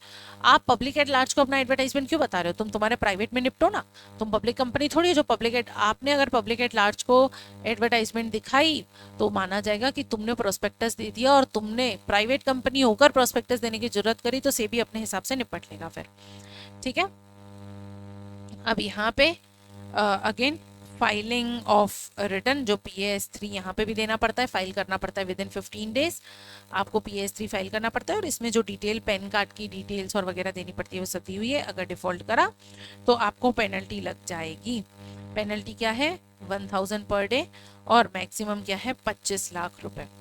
अगर आपने कॉन्ट्रावेंशन करा तो यहाँ पे प्रमोटर्स और डायरेक्टर्स को फाइन लग सकता है 2 करोड़, या फिर जितना प्राइवेट प्लेसमेंट से पैसा आया, विच एवर इज लोअर। और कंपनी को जो है रिफंड करना पड़ेगा सारा पैसा इंटरेस्ट के साथ 30 दिन के अंदर अंदर। मैंने यहाँ पे लिखा हुआ है कि भाई सेक्शन 42 एग्जामिनर का फेवरेट एरिया है, तो आप प्लीज़ प्लीज़ प्लीज़ इसको ध्यान ज़रूर दें। 60 डे अलॉटमेंट रूल को याद रखना, नहीं दिया तो आप 60 डेज में अलॉट नहीं की सिक्योरिटीज तो 15 दिन में रिफंड करो। अगर फेल हो गए तो 12% से ब्याज देना पड़ेगा। फॉर्म देखो, ये मैंने ना यहाँ पे निमोनिक बना रखे हैं आप लोगों के लिए, ठीक है। This is my else. अरे भाई ये क्या लिख रही हूँ मैं? एल्स क्या हो जाएगा? 15 डेज का रिफंड। इफ फेल देन आपको पे करना पड़ेगा 12% का interest. Okay, and there is a summary chart for that, and there is the exam और टिप्स गाइस। उसके बाद ये जो कुछ रूल्स हैं जो मैंने आप लिखे यहाँ पे लिखे हैं, नॉर्मली लिखे हुए हैं मैंने यहाँ पे। जैसे मेरा रूल 4 जो है, reports to be set out in the prospectus. Prospectus के साथ साथ फाइनेंशियल स्टेटमेंट भी देनी पड़ती है। कुछ कुछ चीज़ें आपको, जैसे ऑडिटर की रिपोर्ट देनी पड़ती है, चार्टर अकाउंटेंट की रिपोर्ट देनी पड़ती है, कुछ एडजस्टमेंट करने पड़ते हैं। ये सारा यहाँ पे दिया हुआ है।